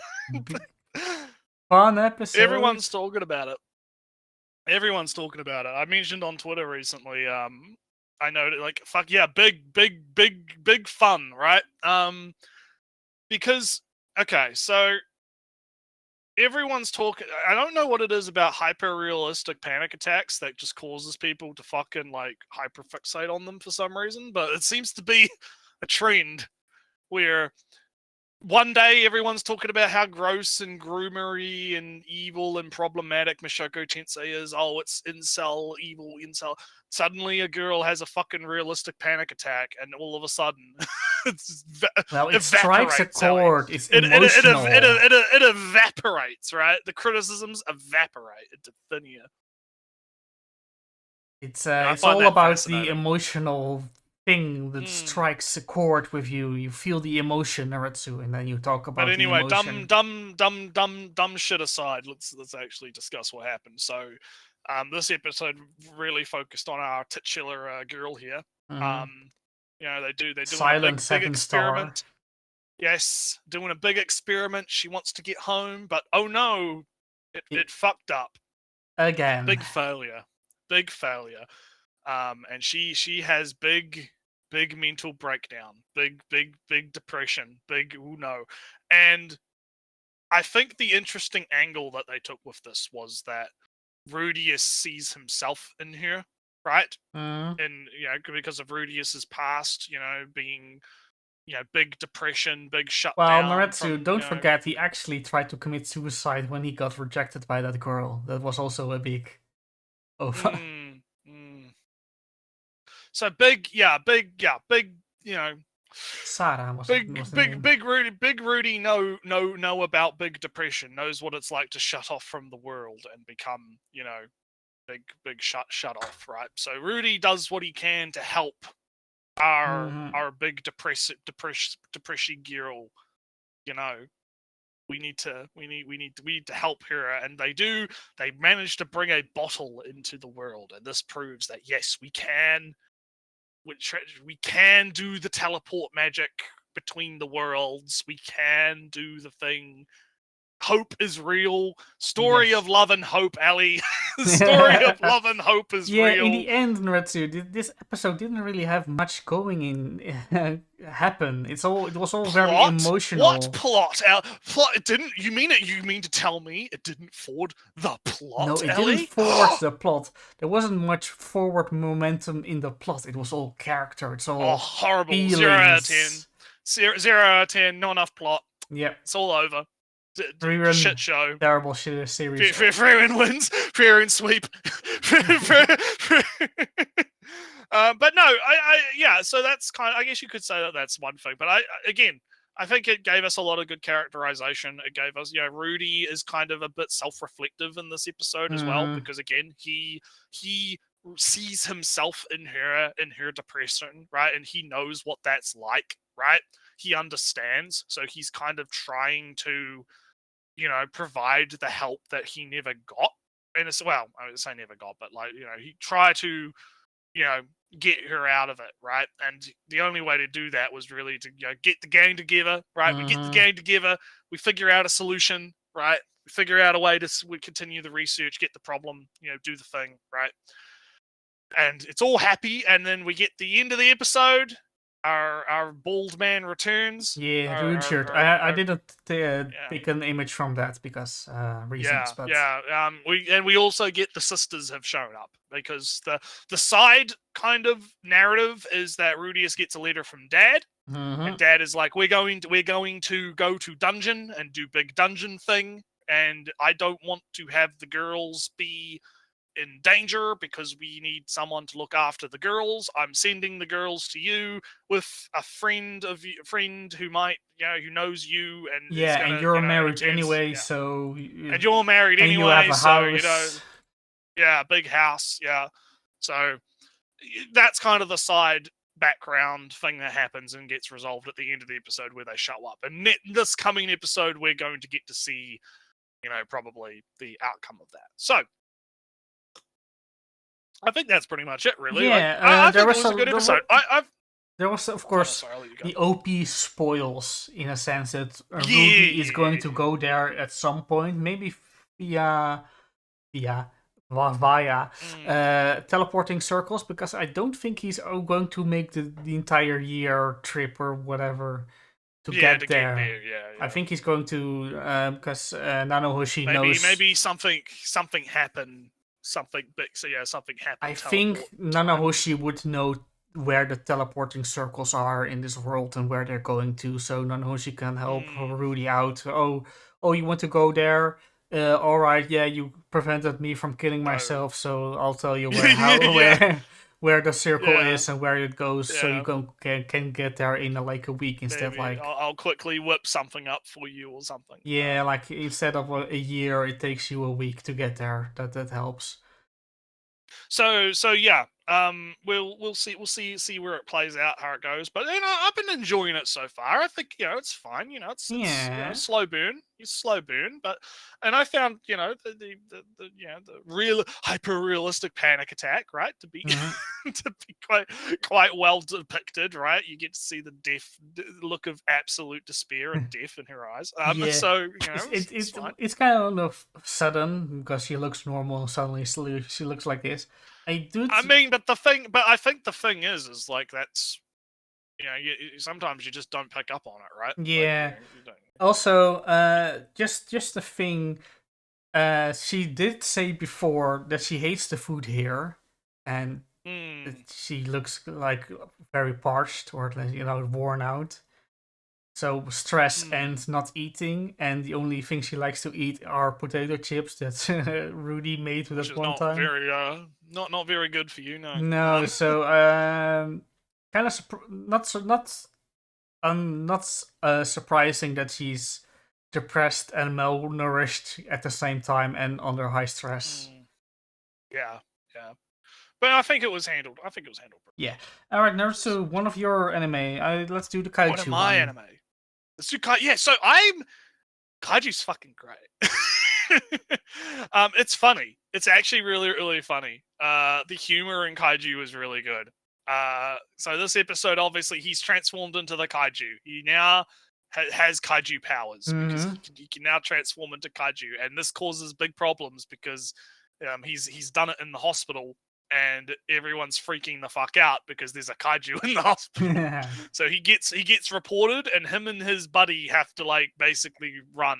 Right, they have to go. Shit, I'm about to get killed by Sniper Girl. I have to run. Right. And so they're running, and there's a lot of funny kind of slapstick type humor going on because he's transformed into the kaiju, and they're running down the street, and he's like, I have to pee, and the guy's like, no, we can't stop. You're just gonna have to let it out, and he's peeing from his nipples. As kaiju do, I guess. As kaiju do, yeah. And then there's another one where he's like, there's a crow on that telephone pole, and his tongue just fucking splits out and like a frog, and grabs the crow and just starts eating like he's got like a fucking predator tongue that's got like a mouth in it, and he grabs it, and he's like eating, like, and it's censored, right? Like it's all pixelated, and it's like. And the guy, his friend's like, that's fucking disgusting. And then there's another one when he's running, and he like transforms into like a fucking giant thing, like the thing from the movie The Thing, right? He transforms. He transforms into this like gross monstrosity monster thing because he can't control his like form, and so his friend's like, what the fuck's happened? And they're both freaking, but it's funny. It's like actually really funny. It's really good.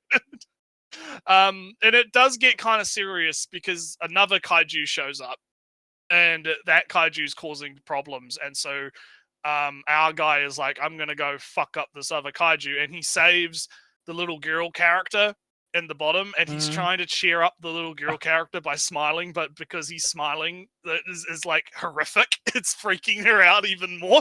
I would guess. Yes. So it's just like that's the kind of humor, right? Like it's really weird because I was expecting this to be kind of like shonen style type, big fights, and there is a little bit of that, right? There's a little bit of he punches the kaiju, and it's like hyper, like he's super powerful and breaks its face, right? And then he punches it again, and then it explodes into like a giant rain of gore, and it starts raining blood and stuff. So there's a little bit of that going on, right? But a lot of it is actually just like slapstick humor stuff. That's actually really entertaining. It's actually quite fun. And so the episode kind of ends with, okay, he's able to like somewhat control his transformation and make himself look human, but he's still the kaiju. So he like, because he has like form change ability. So he like tries to blend in, but he's like up on top of a kaiju, and his friend shows up, and he's just eating a burger looking like the kaiju. He's like, transform back into a human, you idiot. You're going to get caught. You're going to get caught. Can he Can he actually transform into a human completely, or is he just kaiju all the way or all the time now? I think he's kaiju all the time, but he's making himself appear like a human. So And he then can when he doesn't in a human suit. and then when he doesn't concentrate, if he doesn't concentrate hard enough on looking like a human, then he turns back into a kaiju, basically. Well, and a bigger guy size, right? I think he changes his size. I think well, he's human-sized kaiju, right? Mhm. He's still a but he can change his form, right? So he can become bigger and smaller. I think we don't know the full extent of his abilities yet. We just know that he transformed kaiju look like human. And the episode kind of ends with they're going to go to the academy or whatever for the, anti-kaiju cause, because they're still gonna like, the guy's like, no, I'm still gonna become a anti-kaiju thing, and his friend's like, are you sure about that? If they find out you're a kaiju, they're going to kill you. And so, but he goes there anyway, and that's when we're introduced to Tsundere, twin tail girl who's has a suit. She has a suit that makes her super strong, and she kills kaiju for a hobby. And the whole comedy bit is that she wants to park in his parking space, even though there's heaps of parking spaces, because that parking space is number 55, and 55 is her lucky number. And she keeps calling the main character old, even though he's like, 30 or whatever, or like 27 or something, right? He's like, you old man, move your car, right? And he's like, who you fucking calling old, you fucking young whippersnapper? And she's like, all right, I'll move it myself. And so she picks up his car and just tosses it away. And the episode kind of ends with like, you smell like kaiju. Why do you smell like kaiju? It's going, oh no, are you going to get found out and murdered, right? I mean, that's obviously not what's going to happen, but it's kind of where it's going, right? But no, I'm having a good time. I think it's fun. I think it's really, really fun. Like, the comedy is quite, I wasn't expecting this to be a comedy show, but it's a comedy show. It's a comedy show. I thought it was quite a few moments that had me quite, laughing quite a bit. I had a really good time with it. So yeah, I'm going to keep up with it. I think it's interesting. Let's do Seventh Prince. Yeah, man, that's a show, isn't it? Lots going on. This show's got everything. Yeah, this show's got everything. Well, to be anime reviewer, I think the previous 2 episodes, or is it already this 4? I don't remember. Anime reviewer, don't know what I'm watching. I'll have a look. Probably the first episode. We're on 4. Oh, 4. Yeah. So this episode, I felt this episode was a little bit slower than the other ones, because those just flew by with creating a double, going to the dungeon, and doing the enchantments. And the episode before that was doing new spells, and this and that, and this and that. And this one episode was just basically this fight. Well, the initial get to the campsite. Oh, there's a demon fight, fight demon, right? Yeah. I kind of get where you're coming from, but yeah. I was getting used to the quick snappy pacing, and now it's suddenly slow. So I started to like that quick pacing thing. Kind of almost sort of 4-coma-ish. Yeah. Quick little segments. But I don't know. I thought this episode was really fun. Yeah, it was fun. I think it was quite, despite the slower pace, it was quite jam-packed. There was quite a lot, and it's like I said, it has everything, right? You have some really nice, our maid girl, releases the demon instinct and becomes a fucking Giga Chad swordswoman. But at the same time, we got some fan service, as you can see in the bottom corner there. We got some really good fan service this episode. It was very nice. There's some good stuff. You've got Lloyd being Lloyd. He's just off in the corner learning magic while everyone else is trying to fight the demon dogs and stuff. And and we also have our fighter girl has shown up, and she's like, "Oh, where is my pretty? Where's Where's my Pretty Boy? I feel Pretty where's Boy is Boy? nearby, but I feel Pretty Boy is here. Oh, look, this guy looks kind of like Pretty Boy. But he and isn't, this guy so- also kind of looks like Pretty Boy.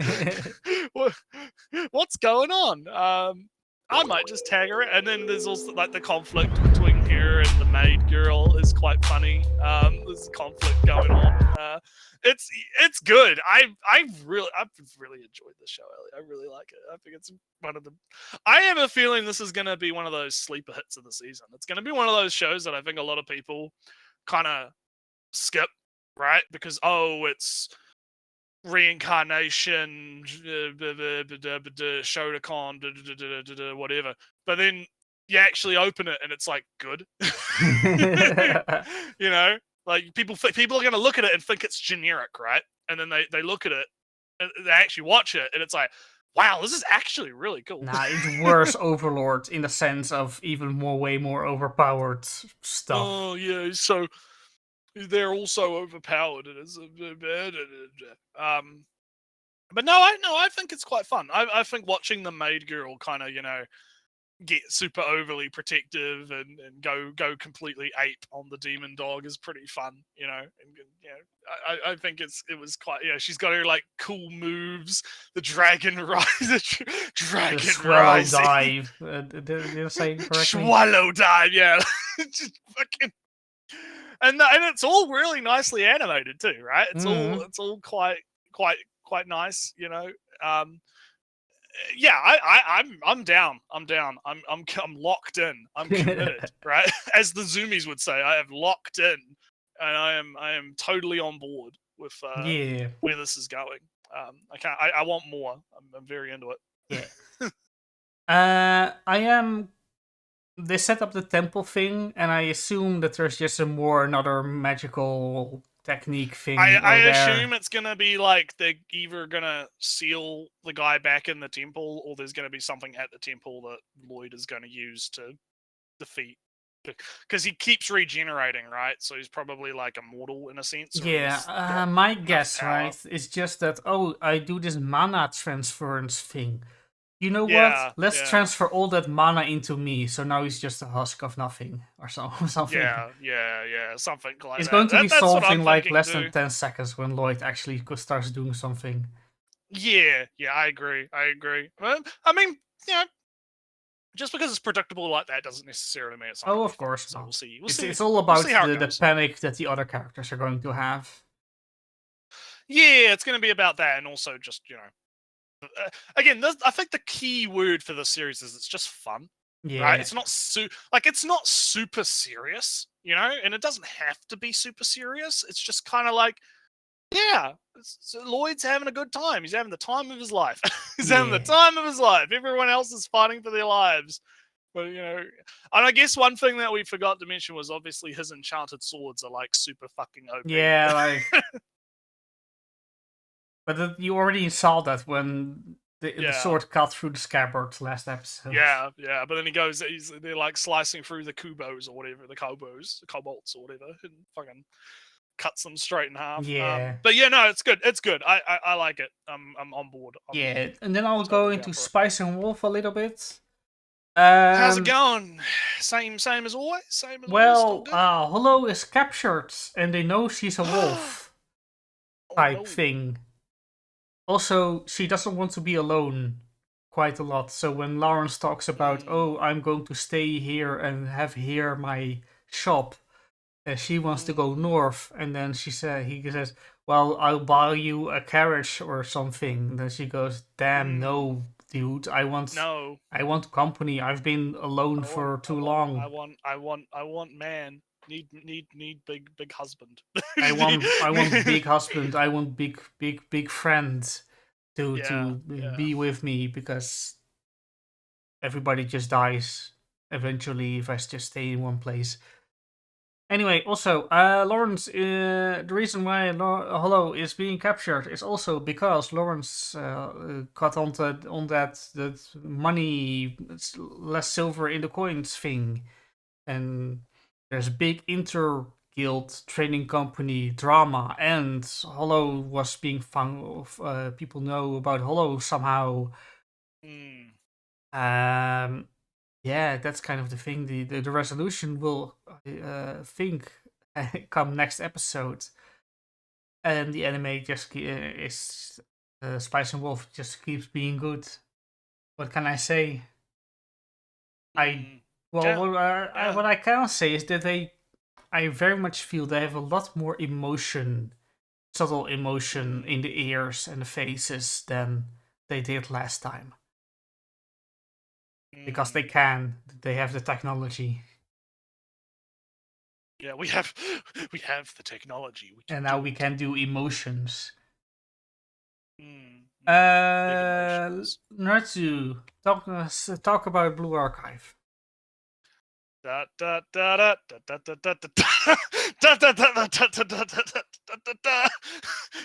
Problem solvers here. Yeah, so we got introduced to Aru of the problem solver task force. So it's quite how do I even describe how great how funny some of this is. So the general gist is, right, Abados skill still in big trouble. Big money, not enough no students outside of the task force, right? Big problems. They're having a board meeting where they're trying to decide, okay, well, what are we going to do, right? And our sunglasses wearing lovely little girl over there is like, we're just going to kidnap people. Problem solved. And then another girl is like, we're going to rob a bank. Another girl's like, let's become idols, right? And so they're all, and then they're like, let's have Sensei decide. And Sensei's like, maybe we shouldn't do anything illegal. Maybe. And then they go to the ramen shop, right? And we get introduced to our new cast of characters. Now, it's hard when I only have 5 images, right? And I was kind of like randomly picking images as I was watching that I thought would be good, right? We get introduced to Aru and the problem solver group, and their whole thing is they're basically mercenaries for hire. They get hired to do different jobs by different people, and you get introduced to them by showcasing a little mission at the beginning of the episode where they have to like capture a pet from a cargo ship, and they do that, but then the pet's been blown up and it's harmed, so they don't get paid, and so now they're poor, super big poor. So they go to the ramen shop and they're like, how much is the ramen? And they're like, 580 yen. And they're like, nice, we'll have 1 bowl of ramen for all of us. Because we're that poor. But the ramen guy, the ramen doggo is like, okay, I'll hit you up. I've got you. And he makes a giant bowl of ramen for all of them to enjoy. Just one big bowl of ramen. Giant ramen. And they meet the Abados girls, and they have big friendship, Ali, big friendship. But there's a problem. Big problem. What's the new problem? The new job that they've got that's going to pay them big money so that they're not poor anymore is to take out the Abados school. Oh no! Aru doesn't realize this until after it is told. And so she's like, what? She's like, what? And that's kind of their thing, right? That's they're goofy in that way, right? They're kind of Chinibyo as well, because they try to act like, you know, big mercenary yakuza. We have a chief and a you know, leader, blah, blah, blah, but it's like all kind of like just fun, kind of LARP type stuff. It's quite. So they hire a bunch of mercenaries, and we get like a big fight, right? And the Abados girls obviously win the fight, and they run out of time because suddenly all the mercenaries that they hired for this job are like, well, time to clock out. We're done. Like, no, we need to do this to get paid. It's like, yep, not our problem. And then they leave, and then the problem solver task force has to leave. And at the very end of the episode, we get the kind of the teaser of the adults that are trying to get the kids out of the school by making them take the loans and stuff, right? And all the big adults that are abusing the kids, Ellie. The adults are abusing the kids. What? And why are they abusing the kids? What's going on? Ooh, no. and so that's kind of the setup for the rest of the arc, right? It was the they were the ones hiring the problem solver task force to attack Abydos. But why are they doing that? Why are they? Yeah, so adults in Blue Archive are like robots. They're not like adults, Oh. right?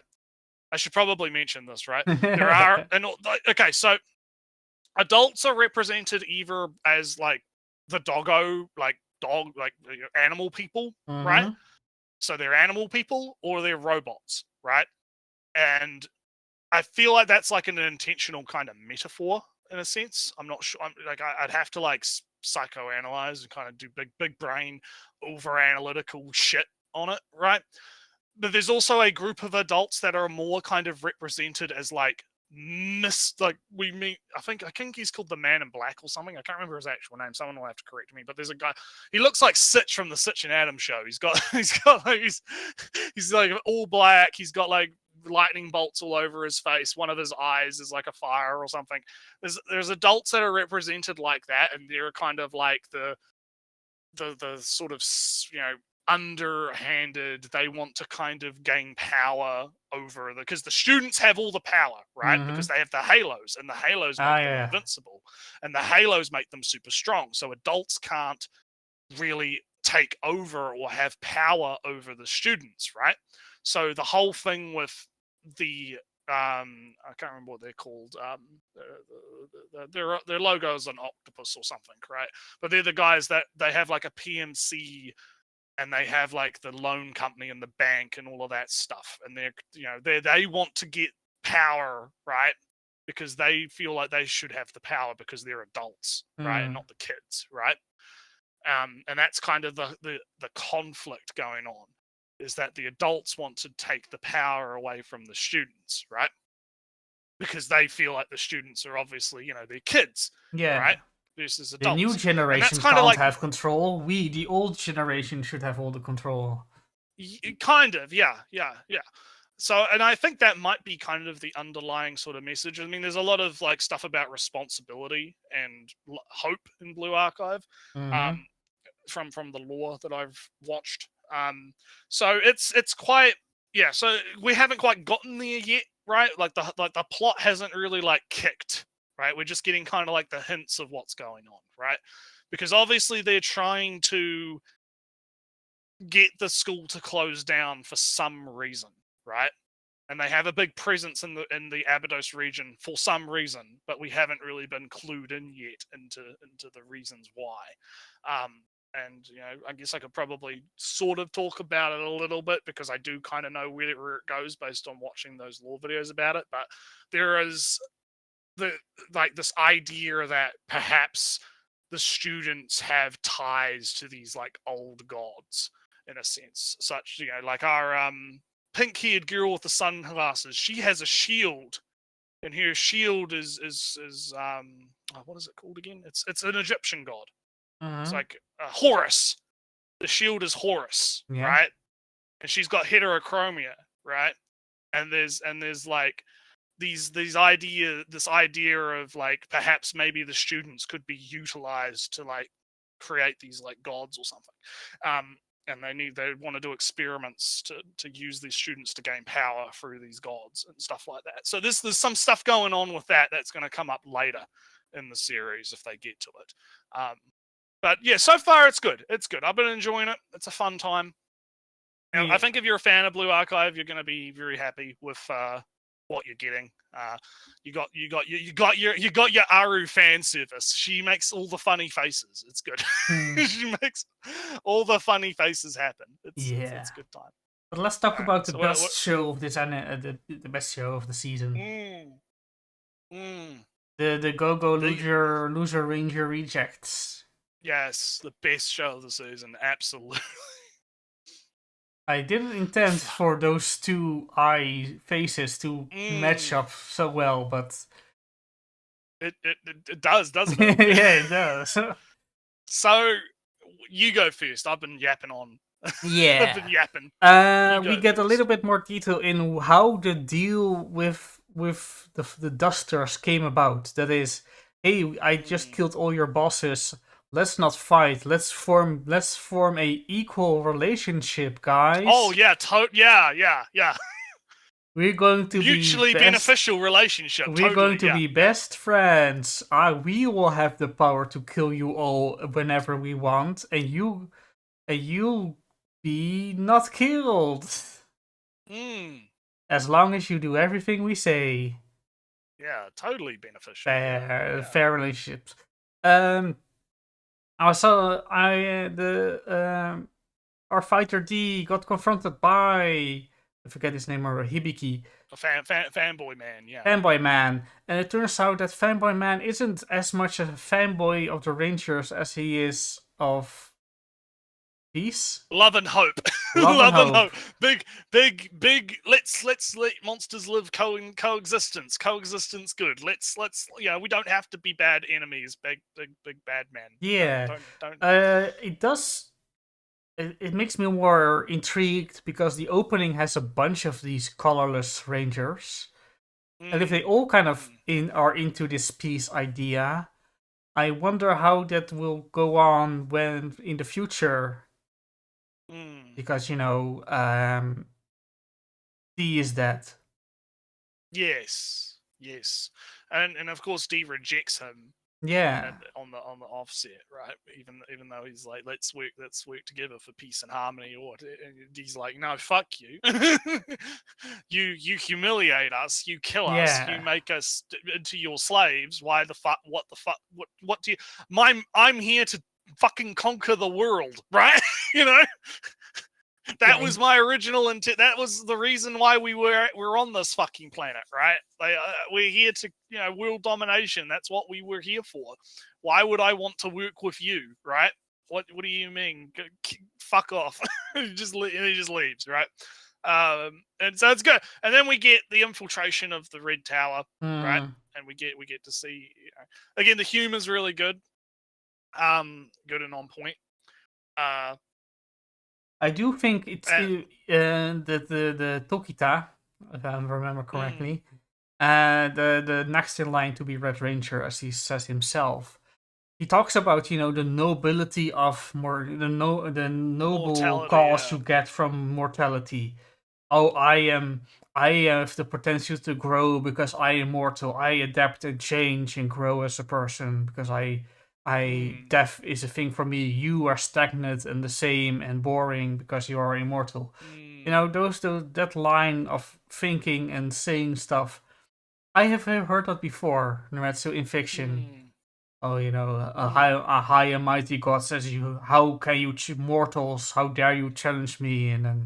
But because we are mortal, we have the potential to change. Yeah. Now it's here. It's an interesting angle, and it's also interesting how that gets kind of flipped. Yeah. Oh, you're afraid of death.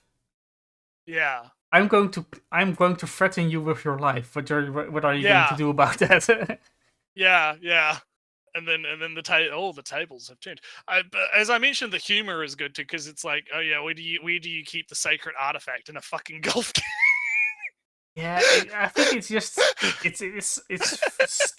says so much about our rangers that are this Red Ranger that is in the end so casual that he doesn't fear. He has no threats. He's so casual. He has no fear, zero fears. Big. It's all. Just keep it in the golf caddy. Who would?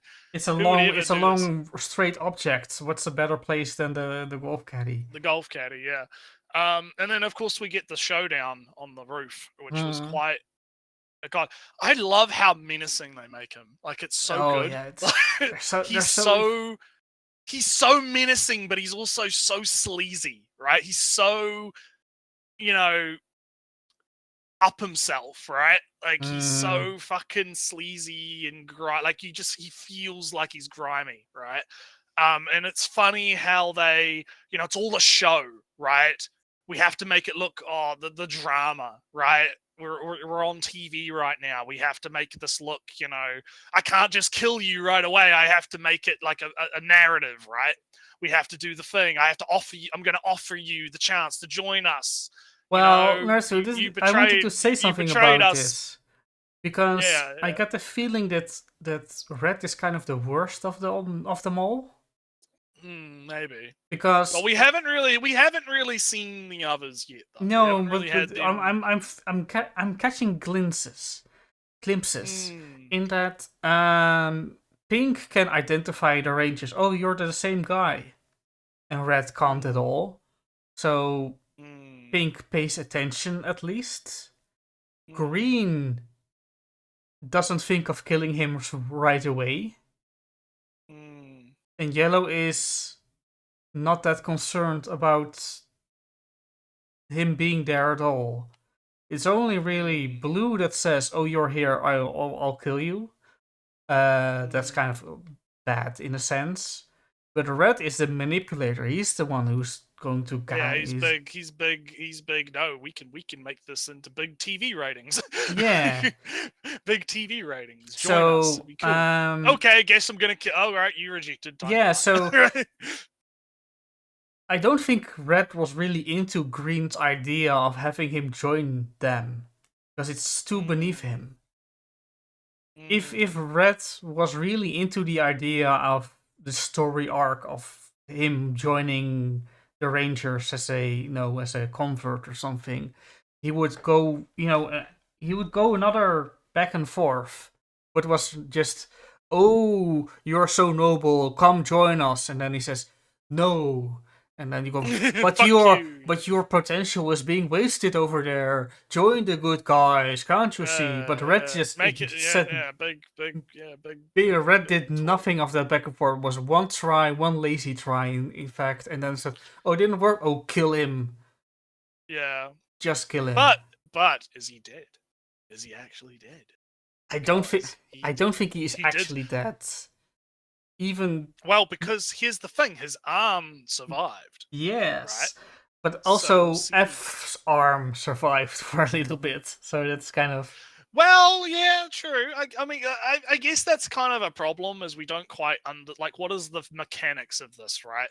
Because he gets turned into a balloon and gets exploded, right? Mm-hmm. What is the actual mechanics going on here? How does this actually work? What actually kills them, right?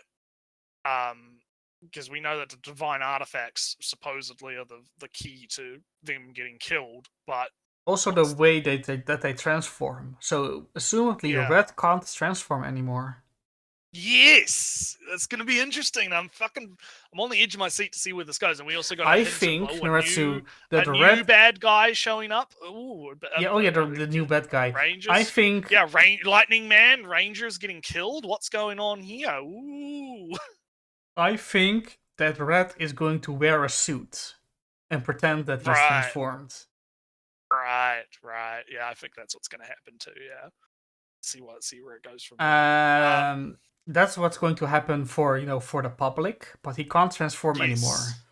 That would make him way more paranoid about everything, and way more likely to be cruel and stuff. So that's interesting to see him break down more as a character, be more unhinged.